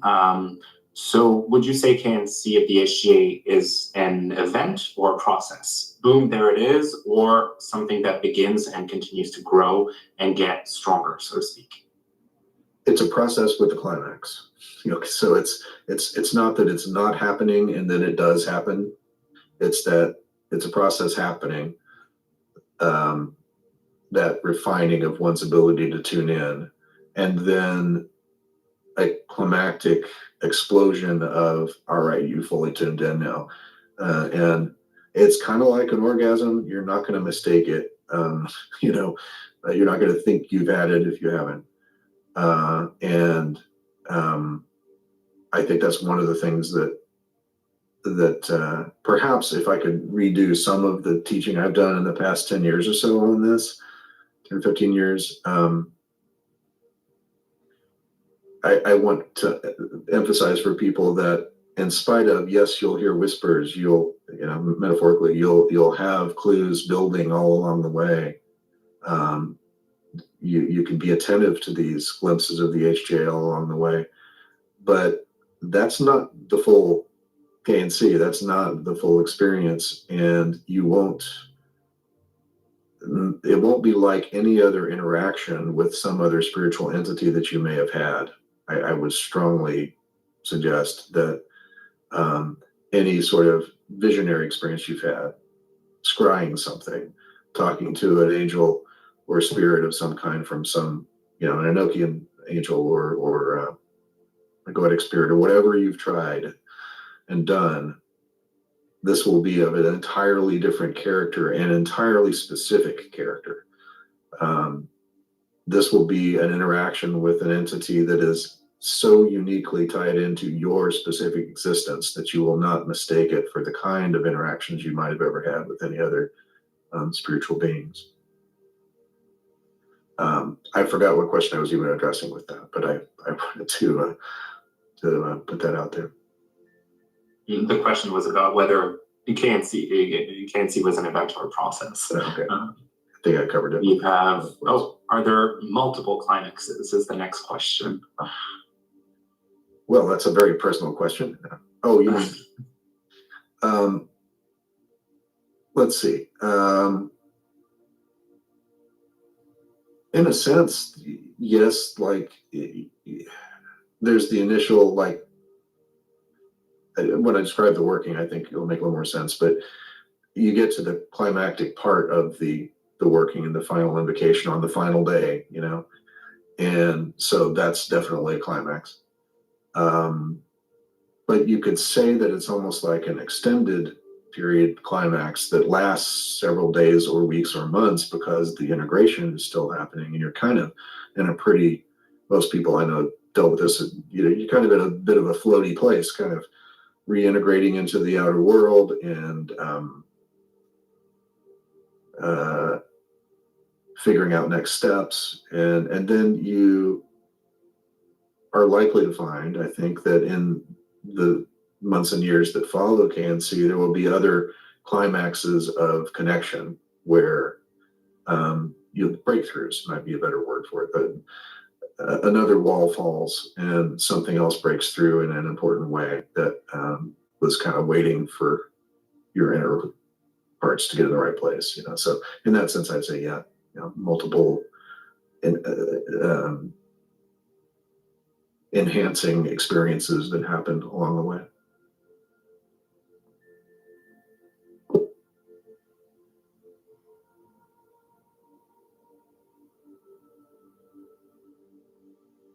Looks like we have no further questions at this point. Okay. So, what did I do and how did I do it? Crowley, as I mentioned earlier, wrote a instructional Liber called Liber Samek, which has an extended, wonderful commentary that is some of the most important and cogent and clear magical instruction he ever wrote down about the inner experience of the magician. Here's what you can visualize. Here's how you can feel your energy moving, you know. Here's where you can put your focus. Just wonderful stuff that you can apply to other rituals as well. So I took Liber Samek as one of my templates. There's other suggestions in a Liber called Liber 8, which is an extract from the 8th Aether of his Enochian scryings, Crowley's. So I kind of hybridized that. It was a 91-day working based on Liber Samek, drawing on a few elements from Liber 8 as well. The final week was a full solitary and silent retirement. Silent in the sense of being solitary, not connected with the outside world. This was pre-smartphones and stuff, so it was a little bit easier to unplug in those days. But yes, I really do mean that I was absolutely out of touch with the outer world for that final week.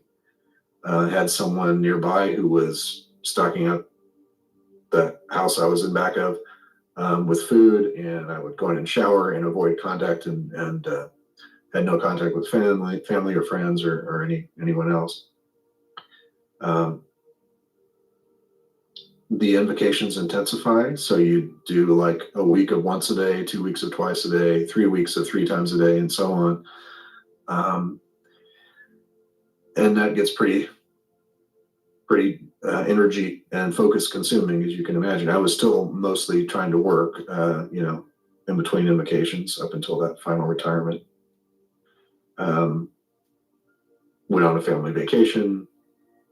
So, you know, we're on the car ride over to the beach and I'm like, okay, honey, time to do that thing. And then I close my eyes and, you know, Liber Samek is an astral ritual. So I'd be doing that in the body of light, as we might call it, while my wife at the time was driving us along. So in other words, it was inserted increasingly into my life for many weeks up until the final retirement, building in intensity, and you really feel it too. You get better at doing the ritual inwardly. You develop other little tools that magnify it. The location ultimately for the final retirement was the freshly built Soramero building in Sacramento. Soramero had died, but we had built a building in her honor, and this was the first use of it. It was quite a structure. It still is there. It is still at the Thelemic Temple, and it's, I'm sure, being used in beautiful ways. But when we built it, we had tarot trumps that represent the faces of the cube of space. So at their appropriate locations in the walls and floor and everything. Along the spine of the building, west to east, we had buried in the foundations the trumps from the Thoth deck that correspond to the chakras. And then in the foundation in the east was the Book of the Law. We even put a Book of the Law in the hot tub on property, so in the foundation. So that was commitment. And the inner walls weren't built yet when I did my retirement. There was just sort of sheets over the insulation. The shrine, the central sort of Holy of Holies space in the building, was right in the center of the building, within a triple circle, a sort of traditional circle with Kabbalistic names in Hebrew, and the Tifereth center with an altar. As I was in the retirement, there was just I went from maybe having half a page to a page of diary a day to having like 14 pages of diary. And it wasn't just because of the isolation. I was getting, it was like a download of, write this down. Here's this new idea. Here's this new thing to try with the name of the angel. And this is where I realized how much I had not accomplished years earlier with the sort of the vision of the HGA, because this didn't feel like thoughts I was having. This felt like thoughts being given to me, and there's that very tangible sense of it being handed to me, and not just, I've been meditating a lot, so I got some cool insights. It's way beyond that. I was very absorbed into it, in the process, very intense in my meditations. And the material I was getting, I knew I could not have consciously generated. I'm a smart person, but I'm not that smart. This felt, you can tell when something is beyond you. Oh my God, never thought of that. I wouldn't have thought of that. How could, so I started putting all these pieces together in ways that proved to me that this wasn't just me, in quotes, and just the quality of it was too distinct from my normal way of thought and living. At the climax, the words I would use to describe the vibe, the feeling of it, just descriptors really: warmth, light, presence, especially presence, like a physical presence, embracing, but also there's this feeling that is like you have a secret lover, but you just like smile inwardly that you've got this lover, and everything you do in life, you can feel it with you. It's very distinct and powerful that way. There was a thickness and vibrancy in the air. I like to say that it's like the space between the molecules felt and looked different. It just was very charged and thick. Now, I mentioned the specificity before, like that this will be an entity that has such a unique connection to you that there's no confusing it with anything else. So this is why, in my view, it is extremely unlikely that anyone's HGA is actually an entity anyone else has ever heard of. You will sometimes come across people who say, oh, my HGA is Babylon, or my HGA is Crowley or, whatever, or Hecate or Zeus or things like that. But those are so, these are traditional, broader energies that we all partake of. We've all got a Zeus part. We've all got a Babylon energy. These are communal things. But the HGA is intimately bound up with our individual existence in a way that is way more specific than any of those other entities. So be ready to find your own unique relationship with your own unique personal God, that is none of those existing things. Certainly not just the higher self feeling,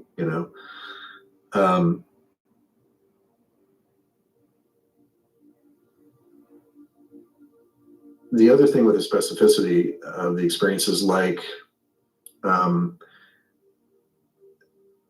material that was coming through and the understandings about myself and my past and my present and where I can go in the future, it's like the HGA had used everything I was good at to help me, and it had compensated for everything I was not good at to help me. And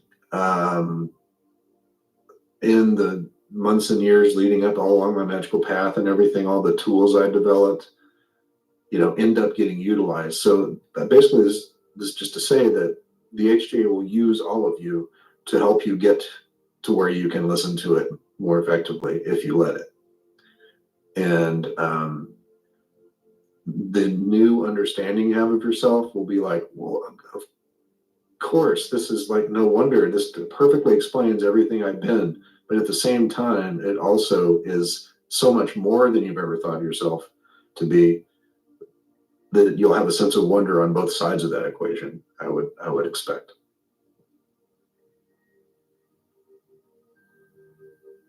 So the experience sort of like gives you a new spiritual context for your entire life, and which you might expect with a deeper understanding of true will. Like, oh, no wonder, this is why I had to be shaped in all these ways to be able to maximally live out my true will. And in pointing you forward, it is a very crystal clear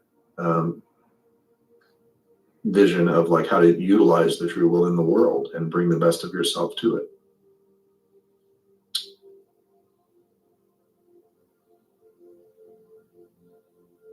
Okay, and I have some other notes about the courtship versus the wedding versus working on the marriage, but I think I've addressed that in the questions. But basically that was my experience. And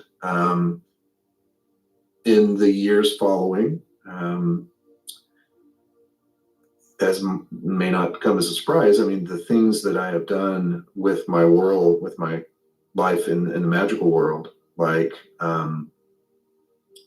the Living Flimba podcast and my writings and starting the Temple of the Silver Star and running that, and my work in AA and so on, it's all been specifically fed by, in many cases, by like information that came to me through the KNC working, and some of the symbol systems the symbol sets that showed up there that got integrated eventually into magical orders that I'm overseeing, and things, again, I would not have thought of myself, but clearly we're a part of, like, here's what you do with your free will now, and the journey beyond knowledge and conversation. So a wild ride, but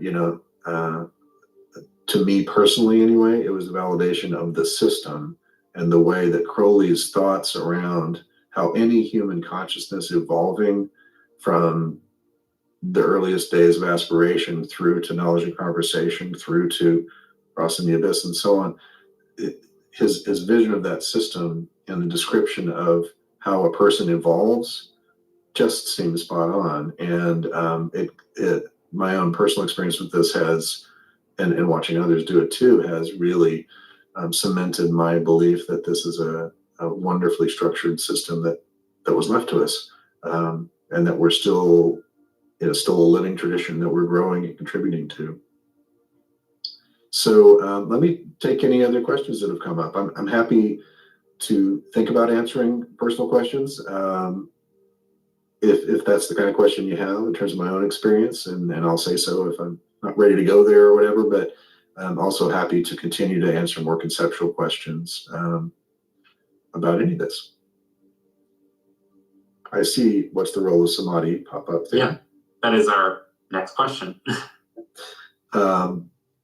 So I would talk about this in this way. I would say that knowledge and conversation is like samadhi plus the ultimate specificity of that experience that makes it what it is. So we can have samadhi lots of times, lots of ways, lots of contexts, but they're not all knowledge and conversation of the HTA. There is some sort of uniting of the power of samadhi with the specificity of our invocations and the work we've been doing to walk that specific path toward the HGA that makes it different. That's a great question. That is one I've heard before, and it's always interesting to ponder. Our next question is, do you have to create your own ritual, your own working to have the KNC in the context of the phalemic path?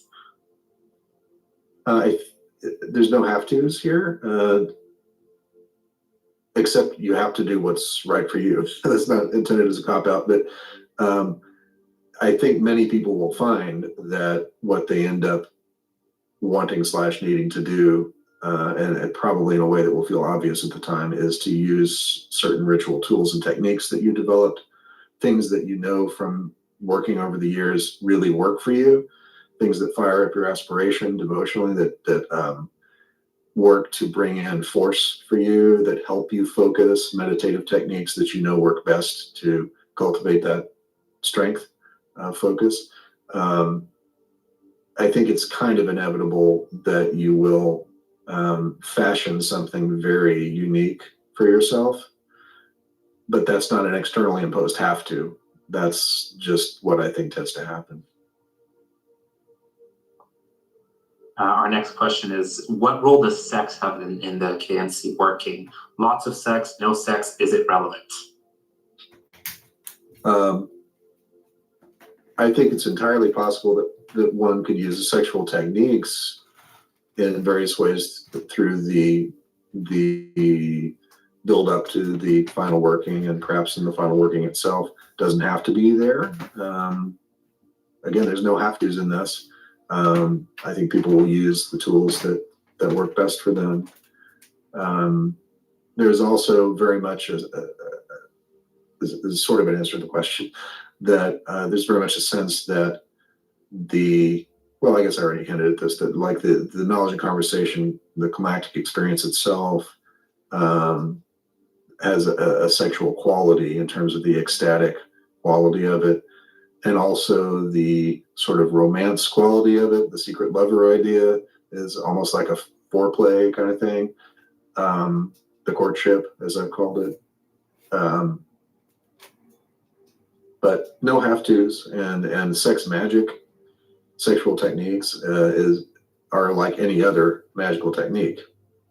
They can be utilized in service of a higher ritual aim, and in this case, sort of the ultimate ritual aim.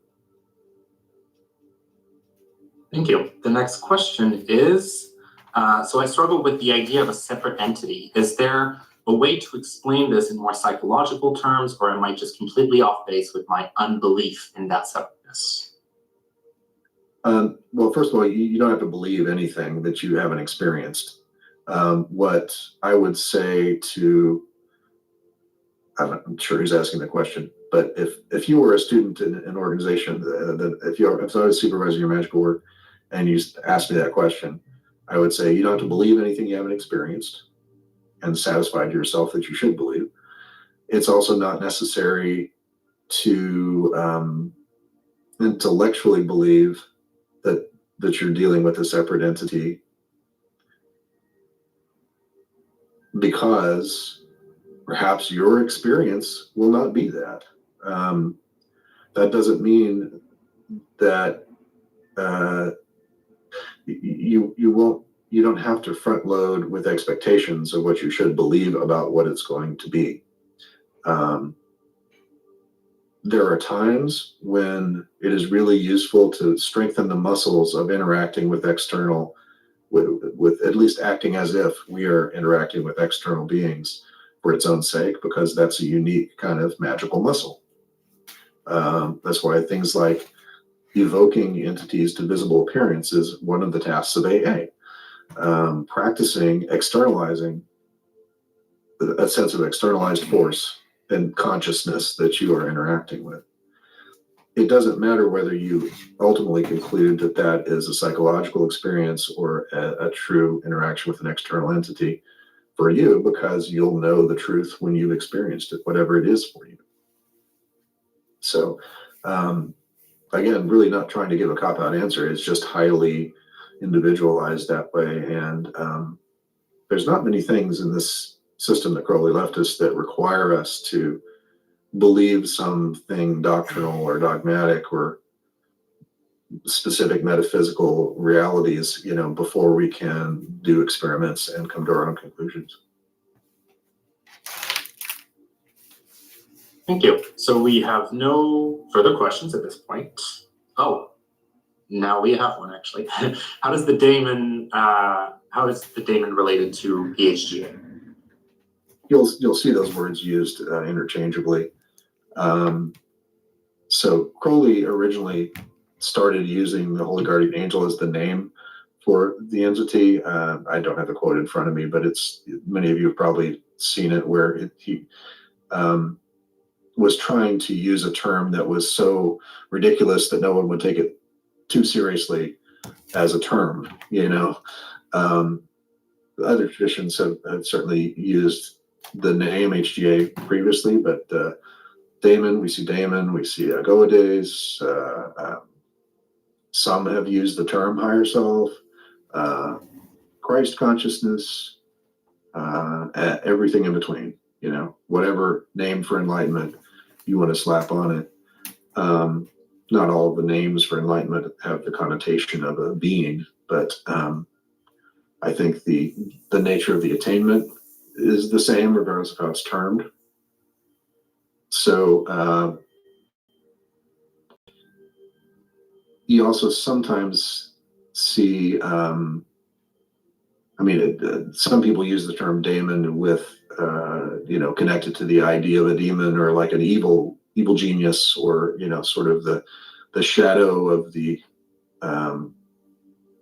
HGA experience, or the sinister thing, the dweller on the threshold that gets us, that takes us off track, or the Coran's and energy, to use Crowley's term, that confuses us and distracts us, and so on. But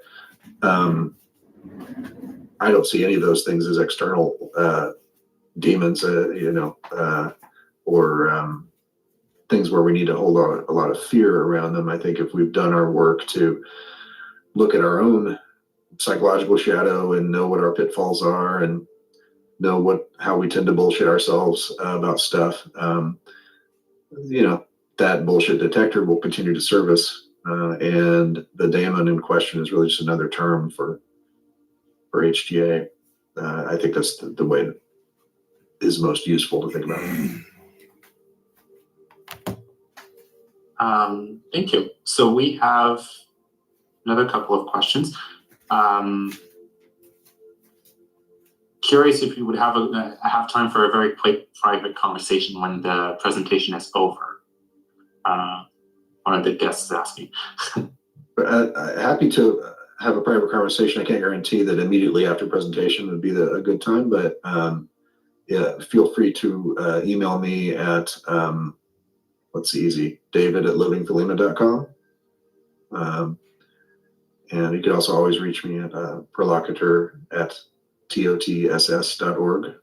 It's my title as the head of the Temple of the Silver Star. So email me privately. I'd be happy to.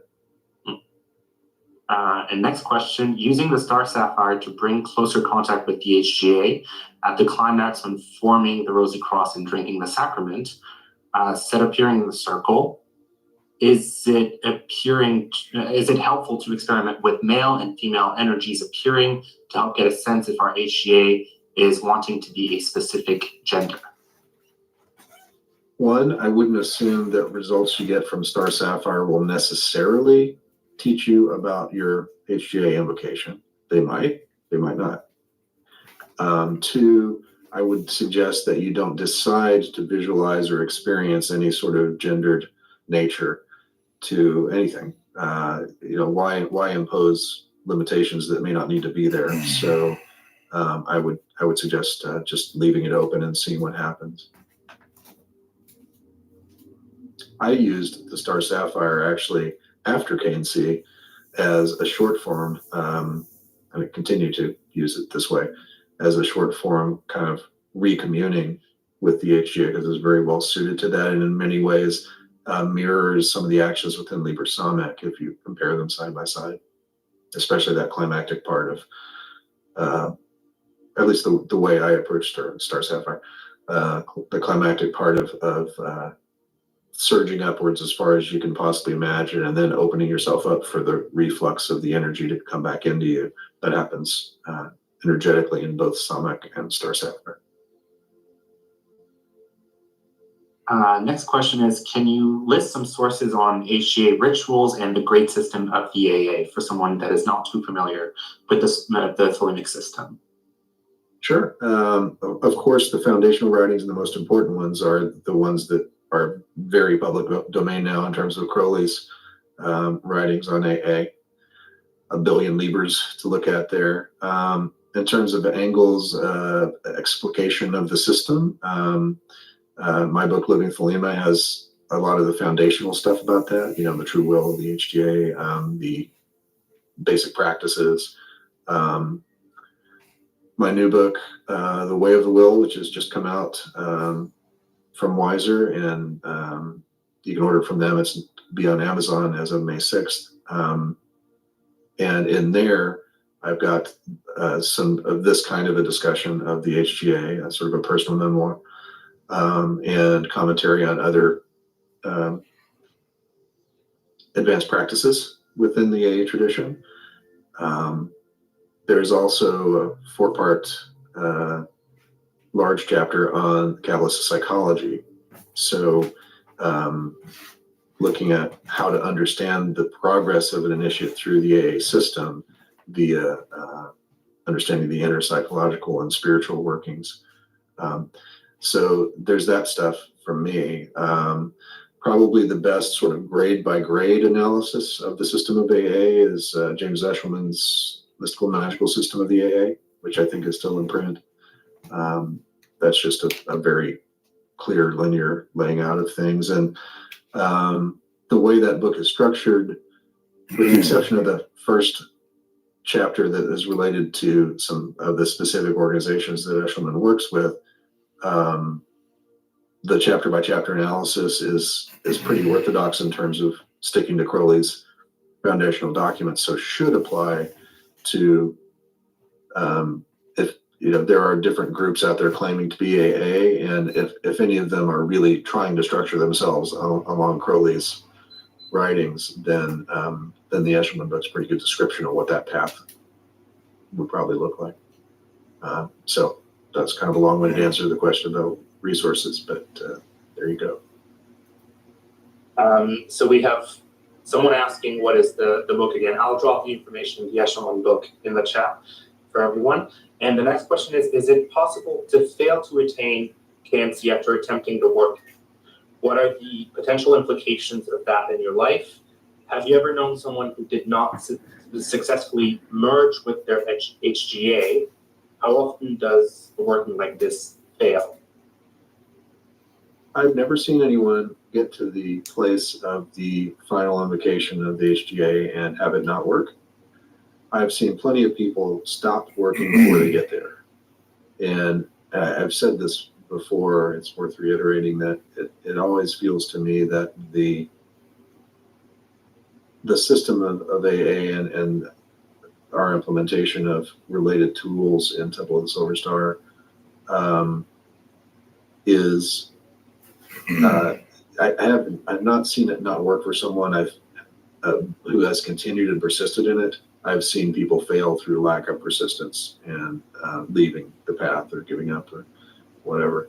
Now, that's not to say they might have gone on and had success in some other approach entirely, which I hope they did. But I have literally zero examples in my life of people who have really walked the entire structured path, gotten to the KNC invocation phase and tried it and have it not work. We have no further questions at this point. So, all right. Well, I will call that the last question then. And